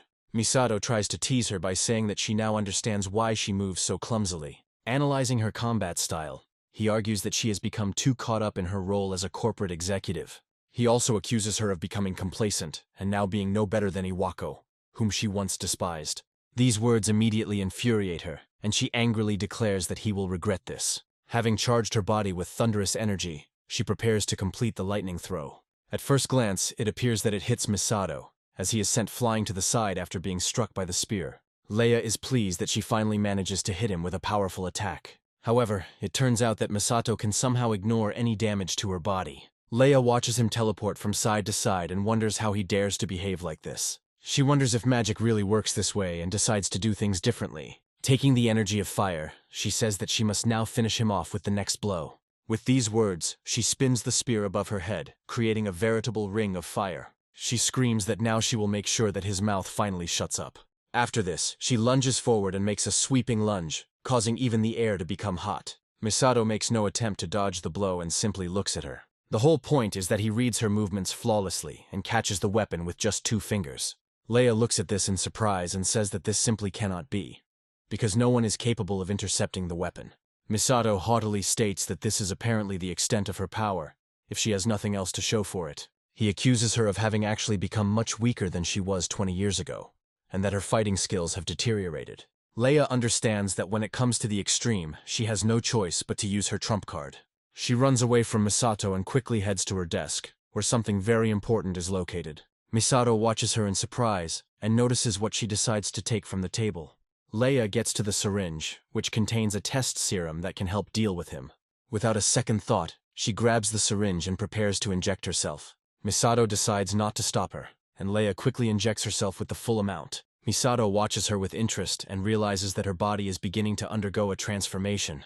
He asks if she is really willing to do this to win this fight. Looking at her, he realizes that she is turning into a real monster due to her exorbitant ambitions and desires. Leia says that now he will never be able to defeat her. Misato asks if she thinks it will be that easy to defeat him, even with these drugs. Leia reiterates that he shouldn't downplay her powers, as she spent a huge amount of time and money on the drug. She says that she collected materials that can only be found in the depths of the dungeons. She adds that ever since she witnessed his inhuman strength 20 years ago, she has been looking for a way to reach that level. She thanks him for inspiring her and says that she now has a power beyond anything she has ever experienced. Misato listens to her carefully and replies that it all sounds pathetic and naive. Leia looks at him with irritation, realizing that he still underestimates her and does not perceive her as a serious opponent. Misato asks how she dares to boast about such power, if it was only obtained through some drug. Leia asks him what he just said and declares that she will punish him for such insolence. Misato says that unfortunately, he will have to endure another monologue from her, as he is already tired of hearing the same words. Charging his fists with fiery energy, he says that it is time to put an end to this and put an end to their confrontation. Leia agrees with his point of view and claims that they finally need to find out which of them is stronger, once and for all. Jumping up, she charges and tells him that he must prepare for the greatest battle of his life. Misato dodges the blow, which instantly leaves a giant hole in the wall and pathetic debris. Misato looks closely at her opponent's destructive power and understands that now she will have to use all her strength. Leia asks him what he thinks about it, and adds that it is the result of her latest and most advanced research. Rushing towards him, she says that now she will send him to the next world again. Moments later, she strikes swiftly to put an end to his foolish dreams. Misato flies to the side and her body causes a powerful explosion upon impact with a hard surface. Leia begins to celebrate prematurely again, saying that she has won again and conquered her demons. However, after a few moments she stops, feeling incredible pain that begins to spread throughout her body. Looking down at her leg, she notices an icicle that has pierced it and is preventing her from moving.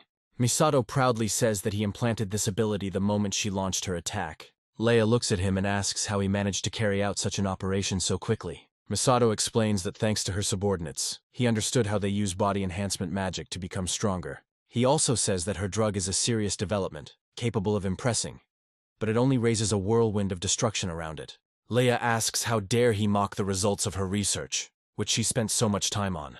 Misato just smirks and says that this is just pathetic nonsense with which she justifies her atrocities. He lectures her, saying that she tramples on human life and calls it progress.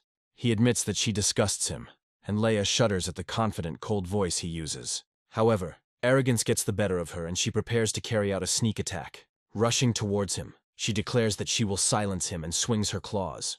Misato deftly stops her punch and counters with a punch to the gut to incapacitate her. Leia feels unbearable pain and realizes that her power no longer works. She falls to the ground, trying to figure out what went wrong, while Misato already turns and leaves. Looking at him, she understands that this is the true strength of her former comrade, who is now winning. Misato walks away with her hands in her pockets, saying that none of that was ever real power. As he leaves the corporate building, he hears a familiar voice and turns towards Asari. Smiling, he says that he is happy for her, because now she is completely fine, and Asari reciprocates his feelings. A multitude of correspondents immediately come running to them, claiming that everything happened exactly as it was in the leaked information. Asari looks at him and asks if he was the one who called the news agency and told them about what happened. Looking at this, he reflects that the truth about Leia's crimes will now be revealed, which means all the test subjects will be safe. Asari interrupts his thoughts, saying that she would like to tell him something important. She admits that she doesn't fully understand what's happening, but she knows that without him she would certainly have died. Coming closer, she says that she wants to express her sincere gratitude to him. Misato notes that Asari thanks him for helping him in his time of need, and this proves difficult for him. He smiles and reflects that he almost forgot what guided him all his life. Looking at Asari, he realizes that helping others has always given him strength and meaning in life. The next day, the news announcer reports that illegal experiments on people are being conducted in an underground laboratory. It is also reported that this became known after an unknown person attacked Leia.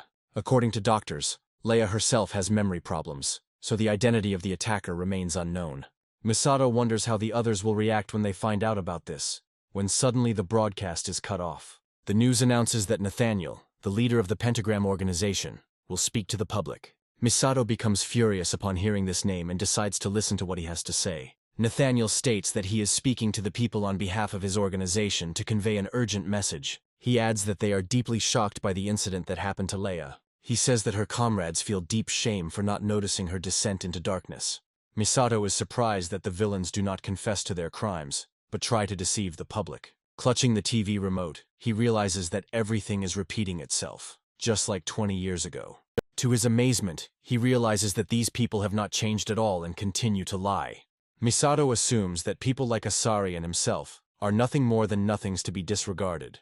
Looking at Nathaniel, he plunges into memories, trying to remember what he said to him then. He comes to the conclusion that it was probably Nathaniel who led the expulsion in order to take power into his own hands. He understands that this is very likely, because he was always calculating and cautious. He realizes that Nathaniel's current location is unknown, but this does not change his determination to find him. Looking at his phone, he realizes that he has several ways to reach his goal. After some time, the action moves to a large temple, where one of the nuns is kneeling and praying. An unknown child approaches her, addresses her by name, Claudia, and delivers a message. Claudia listens carefully to the message, wonders if this is really true, and then continues to pray. Turning to God, she asks him to show her the way to a future that will be filled with light and abundance. After some time, a messenger comes to the gym to see another representative of the pentagram named Lord Ingolf. He is informed that the meeting is about to start, and he states that he will be there in a second. He mentally curses Leia for her carelessness, and wonders what she was thinking when she acted this way. After some time, all the remaining participants come to the meeting, where Nathaniel is already waiting for them. Smiling, he says that he is glad to see all the remaining members of the pentagram of saints in the ranks. Looking at each of them, he notes that it is time to start a council of leaders to coordinate actions and plans. After some time, the meeting ends and he declares that the case can be considered closed. Claudia questions who exactly exposed Leia's illegal experiments, adding that she finds it disgusting. Ingolf is surprised to see that the damned woman was doing complete nonsense, trying to disgrace the honor of their organization. Nathaniel agrees with the arguments of his interlocutors, noting that Leia really did commit an unforgivable act. Sitting down in a chair, he says that the experiments were carried out alone on her own initiative. He also adds that the rest of the organization had absolutely no idea about the matter. Iwako reflects on how Nathaniel remains true to his traditions and acts rationally, trying to shift all the blame onto her. He doesn't know how informed Claudia and Ingolf were, but he's sure that Nathaniel knew everything perfectly well. Iwako is surprised that he was able to abandon her so easily, despite the fact that they were involved in a terrible conspiracy together. However, he quickly switches to the thought that now it is much more important to follow Misato's instructions. Claudia says she's curious about the attacker, after which Iwako decides to speak out on the matter.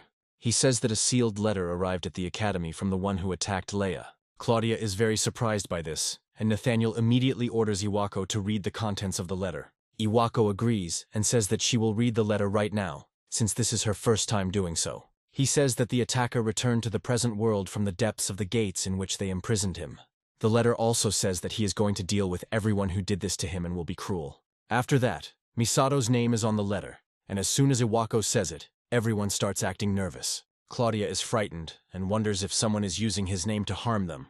Nathaniel claims that no one could know about the depths of those gates unless they had been there themselves. Therefore, it really was him. Claudia suggests that the time mage simply used his magic to transport himself. Ingolf says there is nothing to worry about, because if Misato really has returned, he can be eliminated again.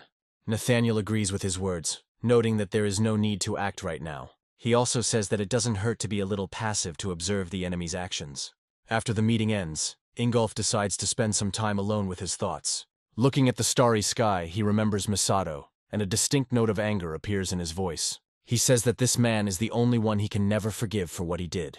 Meanwhile, Iwako passes on all the information received at the meeting to her new boss. Misato reflects on how Nathaniel doesn't plan to act immediately, and is being extremely cautious.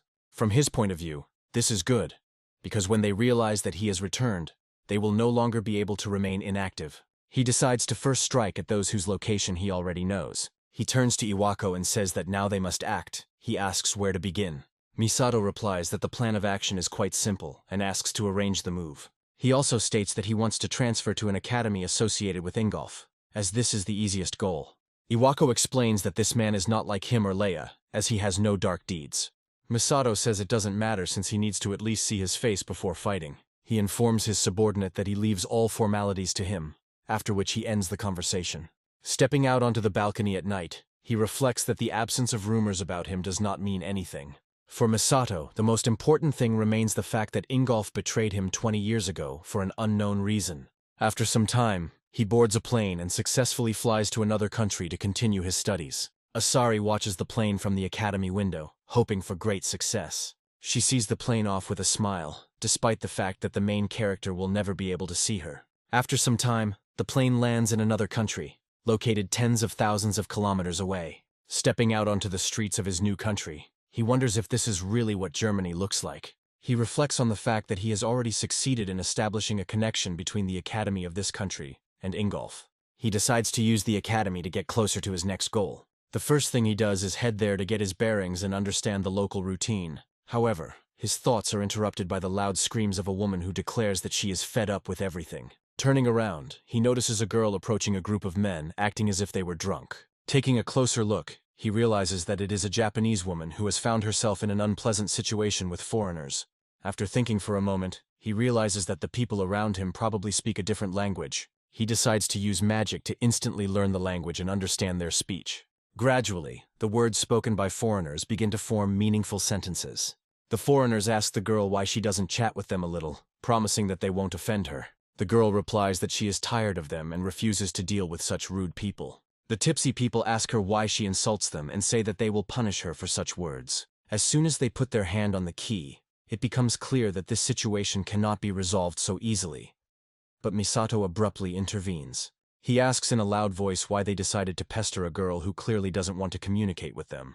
A drunken tramp asks a strange schoolboy what the hell he is doing here and why he cares about their relationship. Misato sternly walks towards them and repeats that she demands that they leave the girl alone. He also calls them pathetic scum, which immediately makes them angry. One of them squeezes the bottle to the point that it explodes in midair and charges his fists with fire. Rushing to the attack and hoping to settle the matter with their fists, they order him not to underestimate them. Having reached the main character, one of them swings to strike. Misato simply thrusts her hand forward, creating a powerful stream of wind that throws opponents aside. They develop such speed that they fly past the girl almost instantly. Turning around, she is surprised that he was able to take out 2 thugs with one blow without receiving a single scratch. She notes this fact and understands that there is clearly someone unusual in front of her. Looking at the student, she mentally wonders who he is and why he is so strong. The hooligans meanwhile quickly get to their feet and run away, saying that they are very sorry. The girl approaches Misato and says that she is very grateful to him for helping her out.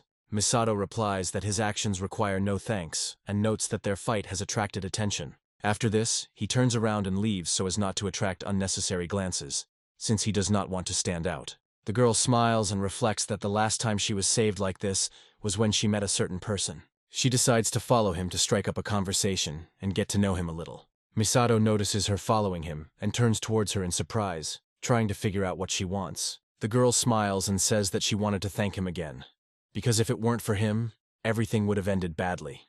Misato smiles and suggests that she is a very sensitive person, adding that she is not asking for thanks. After taking a closer look, he realizes that the girl looks like he's seen her somewhere before. He continues to look at her for a while, but nothing comes to mind. Suddenly the girl decides to start a conversation and asks if he is a Japanese student. Misato says she's arriving today on a short-term exchange program and is heading to the training academy. The girl replies that in that case, she will take him there as a token of gratitude for his help. Misato smiles and says that he would be very grateful to her, since he doesn't know the area well yet. He asks what she is doing here, and the girl replies that she is traveling the world. She also emphasizes that she is not doing this entirely voluntarily, but circumstances force her to do so. Misato looks at her carefully and realizes that it is rare to meet a girl traveling alone.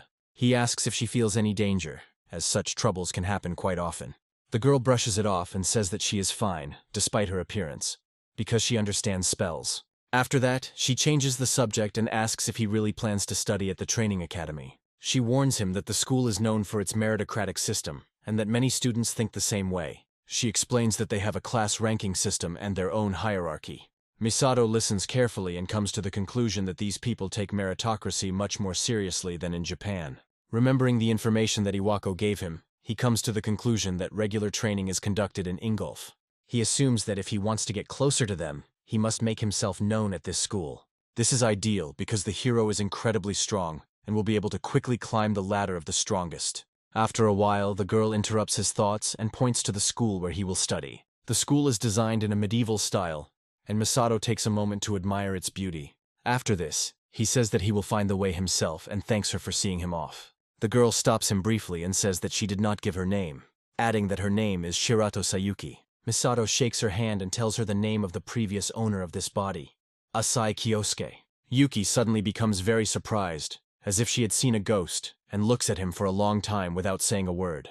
After a while, she repeats his name, and Misato asks why she is acting so strange. Yuki immediately changes the subject, saying that his name is similar to the name of an acquaintance she hasn't seen for a long time.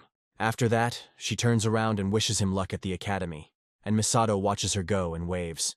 He reflects on the fact that this girl is very strange, and something about her clearly sticks in his memory. However, time passes, and he decides that it is time to move on to make a name for himself at the academy. At first, nothing foreshadows trouble, and he calmly walks through a large park, where he meets ordinary students. Suddenly a shadow looms over him and someone speaks loudly to get his attention. Misato looks up and sees a tall student standing in front of her, asking if he is a new student. Misato asks who is in front of him, calling him a young hooligan, but the boy begins to protest.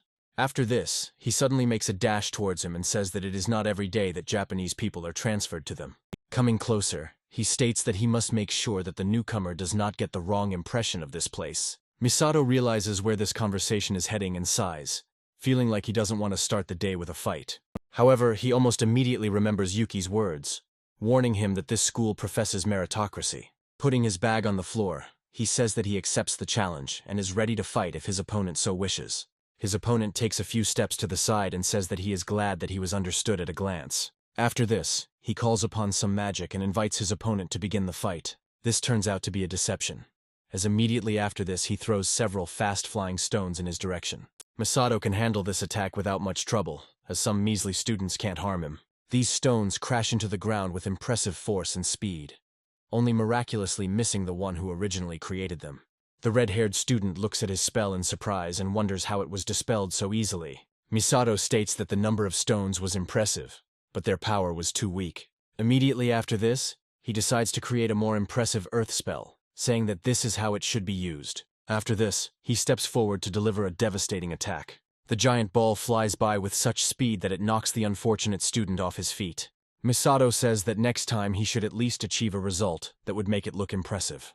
The unfortunate students wonder who this guy is and how he was able to achieve such skills even before joining the academy. Looking at him, they understand that it is better not to mess with him, because any battle with him guarantees defeat. Meanwhile, Yuki walks down the street and contacts her boss, who is Lady Claudia. Looking at the piece of paper with her goal, she reports that she has finally made contact with Asai. After this, she says that she will remain in Germany and continue to monitor the target until further orders. Meanwhile, we return back to the training academy, where Misato is infiltrating. He receives his new student card, which will allow him to move freely around the area. He reflects with relief that all the paperwork is finally completed, and now he needs to head to the local dungeon. He also puts the auto-translation on his student ID card to make it easier to read the information written on it. Taking a closer look, he realizes that he has exactly 0 points, and remembers the system mentioned earlier.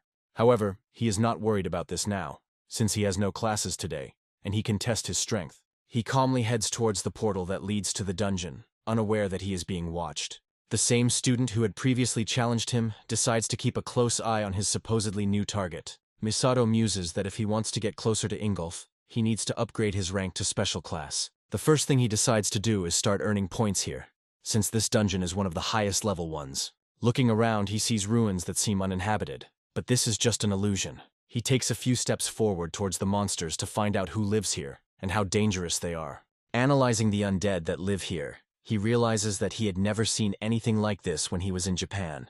However, he somehow already knows all their vulnerabilities, because in his past life he possessed the relevant knowledge and talent.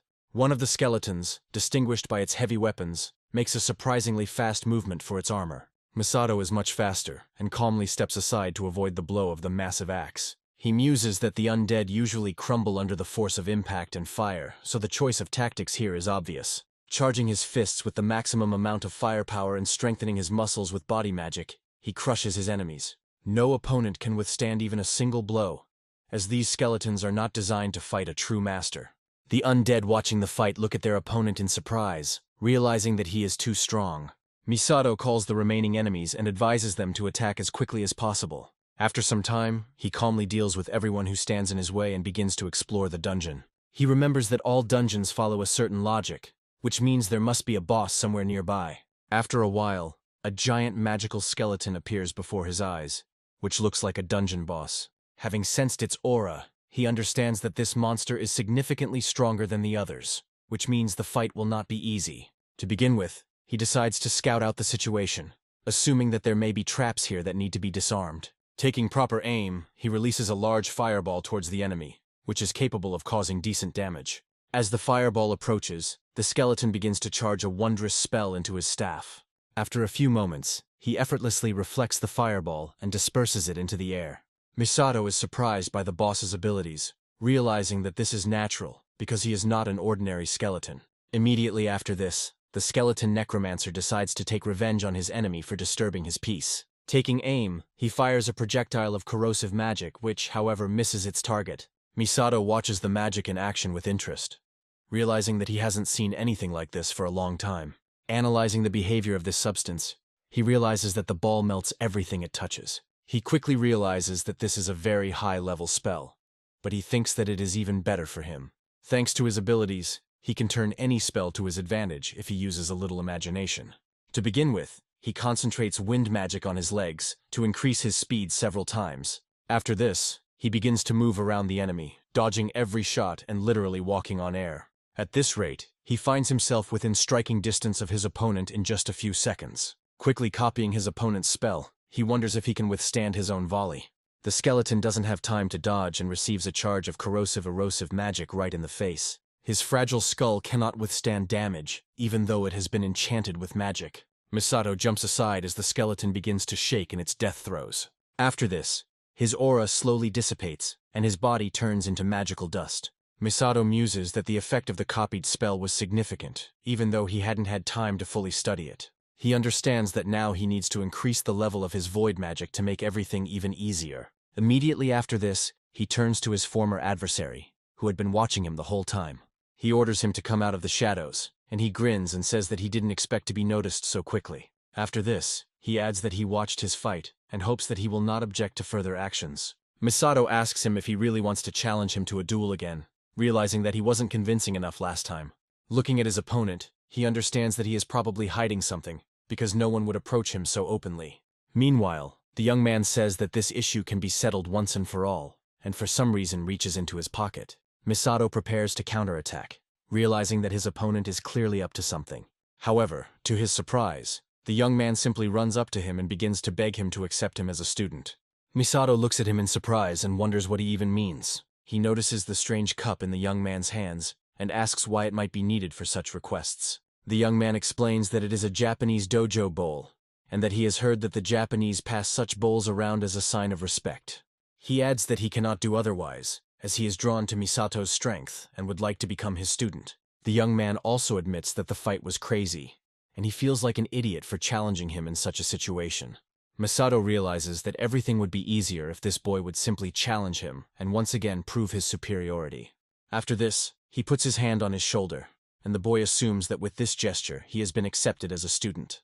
However, a few moments later, an earthquake and a powerful explosion are heard, signaling the approach of the monster. A giant monster begins to tower before them, looking extremely threatening. The boy, confused, asks what's going on, and Misato points out that it wasn't the final boss. Looking at the monster towering over them, he realizes that the true master of the dungeon has finally appeared. The creature brings back some very unpleasant memories for the student, and Misato asks him what happened. The young man replies that he saw this creature in textbooks, and that it is the skull of a dragon that once wiped an entire village off the face of the earth. He also says that there were legends that Ingolf only miraculously defeated him, but somehow the monster ended up here. Misato turns around and says that everything is clear now, but his determination does not weaken at all. The surprised student asks if he is really going to fight this monster, as it would be reckless. Misato advises him to calm down and says that the knowledge he gained from books turned out to be fundamentally wrong. He adds that Ingolf was not actually the one who defeated this dragon long ago. He reflects that in the eyes of the Holy Pentagram, it was awkward to admit that he was the true winner. He smirks, thinking that history was rewritten for posterity like true cowards. Looking at the creature, he decides that he will simply defeat it again, as he did in the distant past. Preparing for the attack, Misato tells her comrade that it is time to engage in battle. The monster lunges forward and begins to trample the ground with its paws, creating shockwaves. The student clearly didn't expect such a reception from the seemingly mindless monster. But Misato comes to the rescue in time. He throws the young man aside and begins to dodge the continuous attacks flying in his direction. Misato reflects that the monster has become significantly stronger than it was 20 years ago. However, he believes that the fight will not be too intense, since he now possesses the attribute of emptiness. He rightly points out that it doesn't matter, as his invincible power cannot be surpassed. Having reached the required striking distance, he orders the monster to retire. He then uses a powerful attack to crush the giant's skull, instantly stopping it. The monster's head explodes and shatters into small pieces. The young man enthusiastically supports his mentor, claiming that he is the best of them all. Misato tells him that they should hold off on celebrating, as it's far from over. Unfortunately, the monster turns out to be capable of regeneration, even despite the destruction of its head. Misato notes that the dragon skull's durability is extremely high, so a different tactic is required. He realizes that the monster is tougher than expected, and decides to change his approach to the battle. Meanwhile, his protege is wondering how this man is going to defeat such a powerful enemy. At this time, the dragon skull makes a loud roar, trying to intimidate its opponents, not realizing who it is fighting. He then bends his tail to perform a quick sweep attack, but the heroes manage to dodge it. Misato realizes that he has become a priority target, as the monster is aiming to hit him specifically. Thanks to his incredible speed, he skillfully dodges the blow and decides to carry out a countermaneuver. The young man reflects that the monster has adapted, and has now switched to a tactic of constant defense. Misato realizes that he hasn't yet achieved the necessary concentration, because the mental image of the spell should be clearer. He recalls that the essence of magic lies in the clarity of the image, because the more precise the image, the more powerful the spell. The dragon skull launches another desperate attack, hoping to tear Misato apart with its teeth. However, this all turns out to be a trick. The monster suddenly stops and releases a stream of energy breath in his direction. The young man tries to save his mentor and rushes forward, hoping that he is not too late. A moment later, he freezes in horror and surprise. The thing is, Misato somehow stops this attack and holds the skull with her hands. Realizing that there will be no better moment to strike, he decides to use all his elements at once. He ironically remarks that he expected more from his opponent, and tries to deliver the decisive blow. He then summons water magic to envelop the enemy, rendering them unable to move. When the process is complete, the water turns into pure ice, trapping the enemy in an icy prison forever. Misato looks calmly at the result of his work, and understands that this time he really tried. His new student watches the scene with awe, realizing that he did not expect such strength and cunning from this man. Looking at Misato, he comes to the conclusion that this person is too strong to be ignored. After this, he continues to follow him even after leaving the dungeon and calls him his master. Misato asks why he suddenly started addressing him so politely, and the young man replies that he now sincerely respects him. Misato, meanwhile, looks at her student ID card and says she hopes to get points. After this, he turns to his new comrade named Mateo and asks how much points affect class. Mateo says it's a rough estimate, but every 10,000 points will move a student up one grade. Mateo also notes that dungeon points are awarded at a fixed rate, so don't expect any special bonuses. Misato looks at her pass and realizes that she only received 500 points for visiting the dungeon, which is quite low. After thinking for a while, he comes to the conclusion that it will take him a long time to get into the special class. Mateo smiles and says that there is actually a more efficient way to quickly accumulate points. Misato comes suspiciously close to him and encourages him to tell him everything he knows. Mateo announces that in a month there will be a festival of heavenly grace, which is a small tournament. He emphasizes that this is an event where students compete against each other in assigned challenges. Smiling, he adds that the winner of the challenge receives an impressive 20,000 points. Misato thinks that this is a pretty big prize, so she decides to participate in the tournament no matter what. Clenching his fists, he feels an incredible determination to pump up and win without effort. He says that he will take first place in this so-called Heavenly Grace Festival. A month later, the start of the holiday is announced, and the host announces that it is time to begin the test. Mateo happily tells his master that it has finally happened.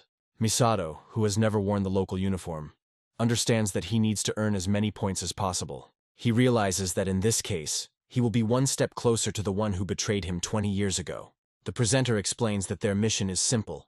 They must take possession of the gem at the top of the tower. He also emphasizes that the method of achieving the goal does not matter. Participants can make their way in any way. He encourages students to show up at full capacity to see the full power they have developed. Misato finds that he likes this approach because he is a proponent of hands-on learning.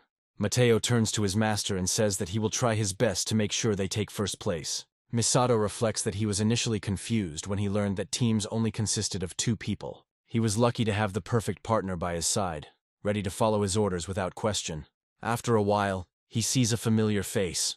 Yuki comes up to him and says hello. Misato asks Yuki what she is doing here, and she replies that she decided to check on him and see the results. Mateo asks if she is his girlfriend, to which Misato replies that there is no point in talking nonsense in front of a lady. Their dialogue is interrupted by the loud voices of the students, who notice an important person among the ranks of the jury. Misato decides to take a closer look at the screen and notices Ingolf there. He rises from his seat and watches the other students with interest. Misato barely maintains her composure and barely restrains herself from rushing into attack. The host welcomes Lord Ingolf and says that he is glad to see him at the school festival. Ingolf replies that there is no need to worry about this, since he himself is interested in seeing how the students perform. He adds that he is confident that among these students, there are those who truly deserve recognition. After a few minutes, the presenter announces to all students that they should head to the tower to take the test. Misato carefully looks around the area to get the best possible assessment of the situation. The tower looks impressive, and he understands that it will take a lot of effort to reach the top. Mateo also gets ready and firmly tells his master that it is time for them to move forward. However, soon a powerful explosion is heard in front of them, signaling the appearance of another obstacle. A giant wolf appears on their way, looking menacing and a hybrid of different monsters. Misato states that this is not surprising, since it was said that pre-created creatures would be released. Mateo wants to ask the master about the plan of action, but suddenly notices that he is not around. Misato is already rushing to attack, trying to defeat the monster with one blow in front of everyone. The other students watch in amazement at the result. The student destroys the monster with impressive speed.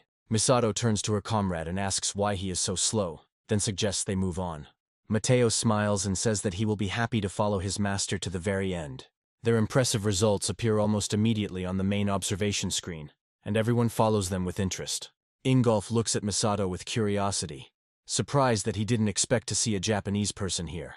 The students watching him comment on how the boy is acting unusually for his age, and Yuki is also surprised. Meanwhile, Mateo decides to demonstrate his strength and uses magic to crush another monster. Misato asks his friend if he's feeling okay, and Mateo replies that he's full of energy. Misato says he's glad to hear that, because they need to keep moving forward without slowing down. Mateo tries to hide the fact that he is very tired after fighting several creatures while following the master. Misato suddenly stops, sensing that something is wrong, and decides to hold off on moving forward for a bit. His intuition turns out to be correct. A few moments later, a powerful stone projectile crashes next to them. This projectile turns out to be so large that it collapses part of the stairs. Students at a higher level declare that they will not allow rivals to appear among them.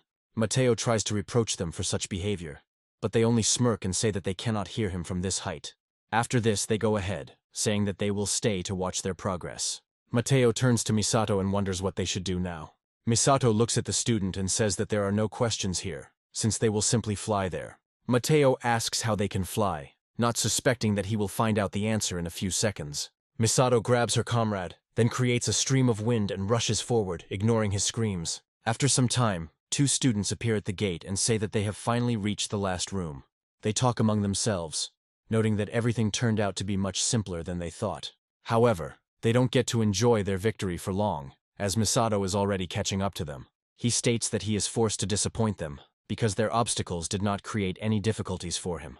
Mateo also confidently says that they will not lose to some clowns who decide to play unfairly. These students respond that they shouldn't think too highly of themselves, because after this marathon, they can hardly stand on their feet.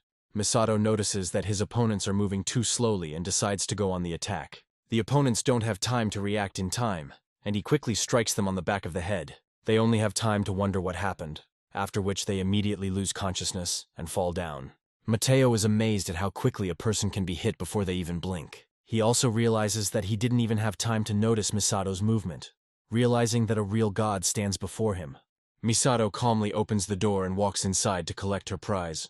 Despite his doubts, he guesses that this is probably the gem he needs to get his hands on. Mateo happily says that they have hit the jackpot and can now enjoy their well-deserved reward.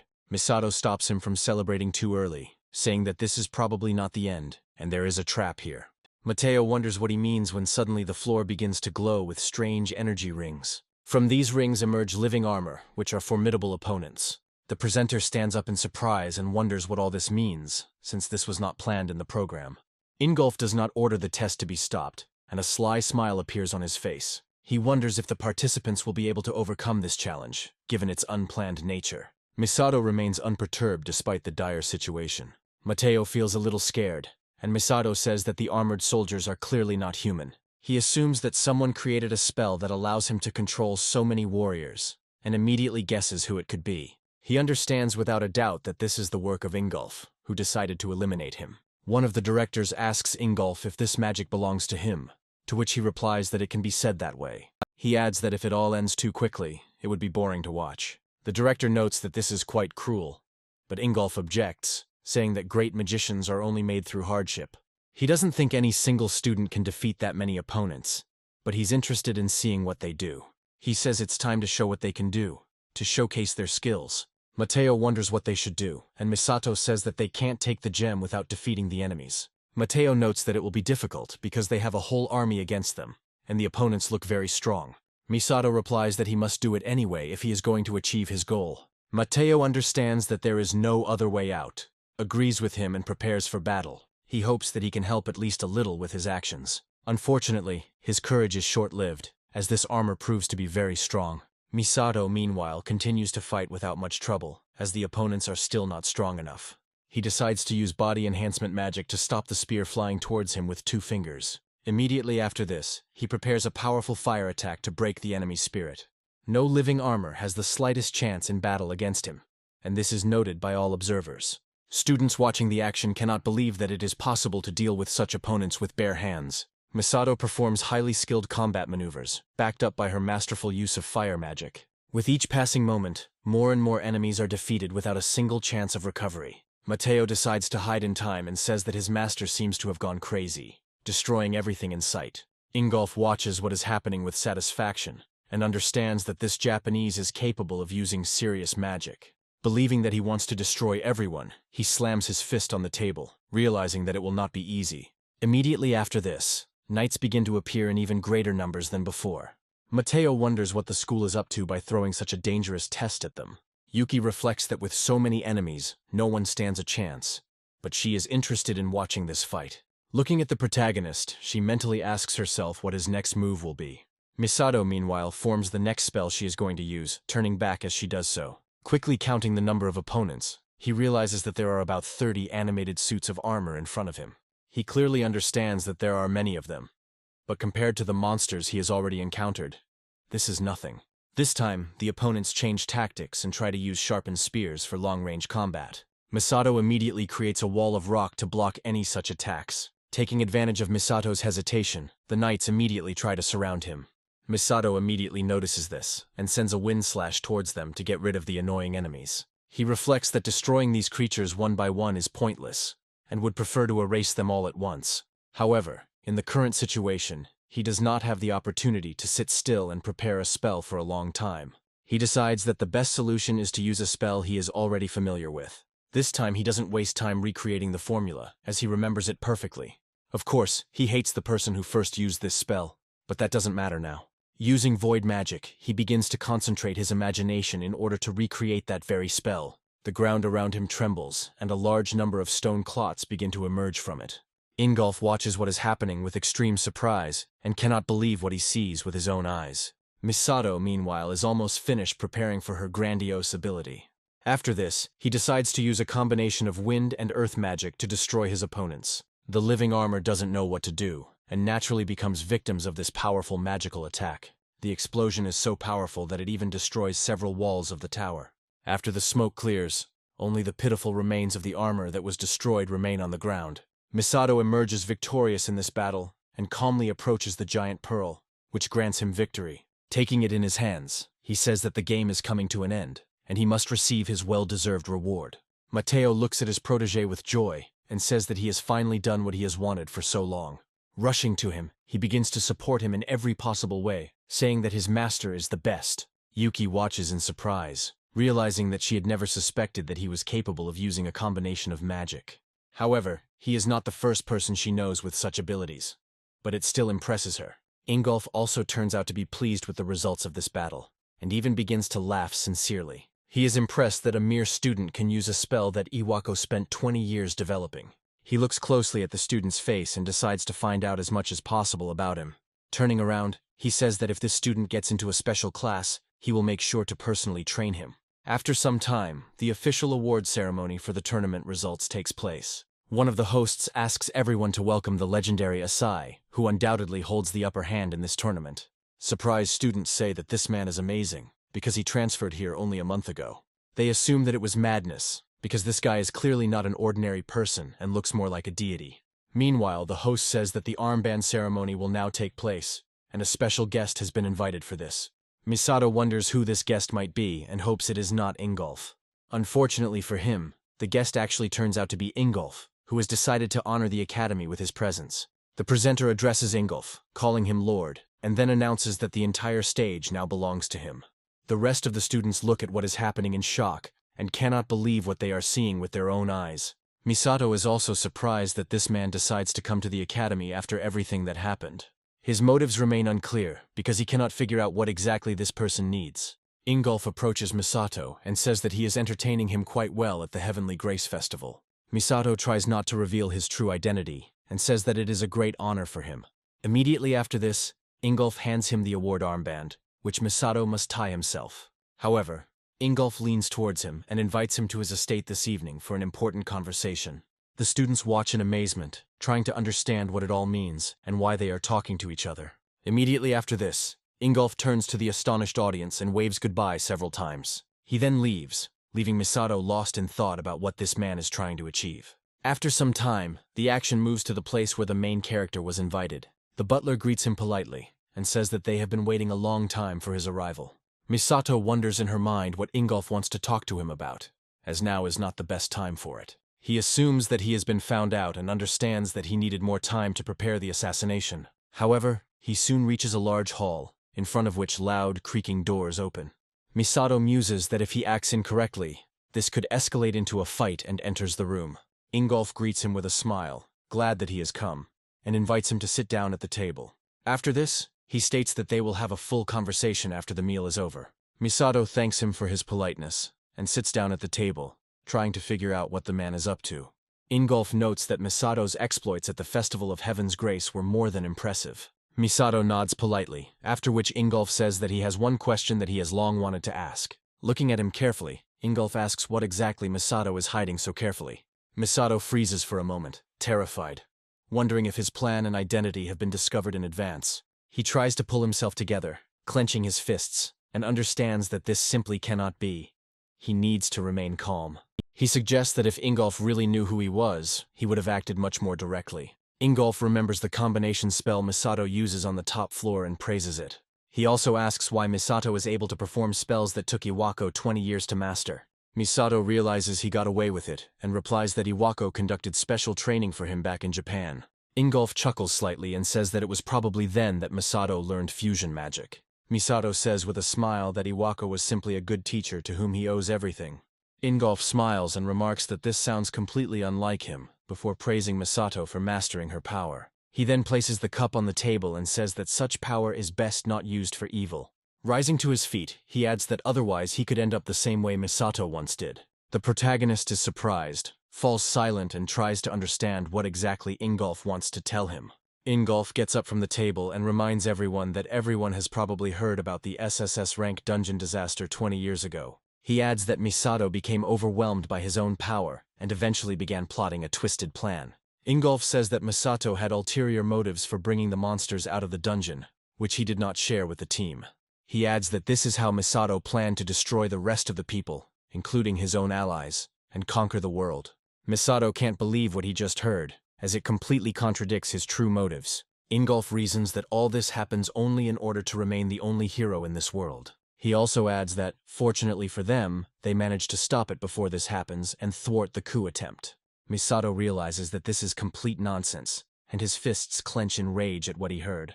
He realizes that these scoundrels are crossing the line, and he cannot ignore it, but now he is forced to restrain himself. Ingolf turns around and says that this is why he wants to warn him, so that he doesn't let the power consume him. Misato replies that she understands perfectly well that strength is only needed to fight evil. He firmly states that he is ready to do whatever it takes to become stronger than any person. Ingolf is impressed by such determination and falls silent for a while, looking at his interlocutor for a long time.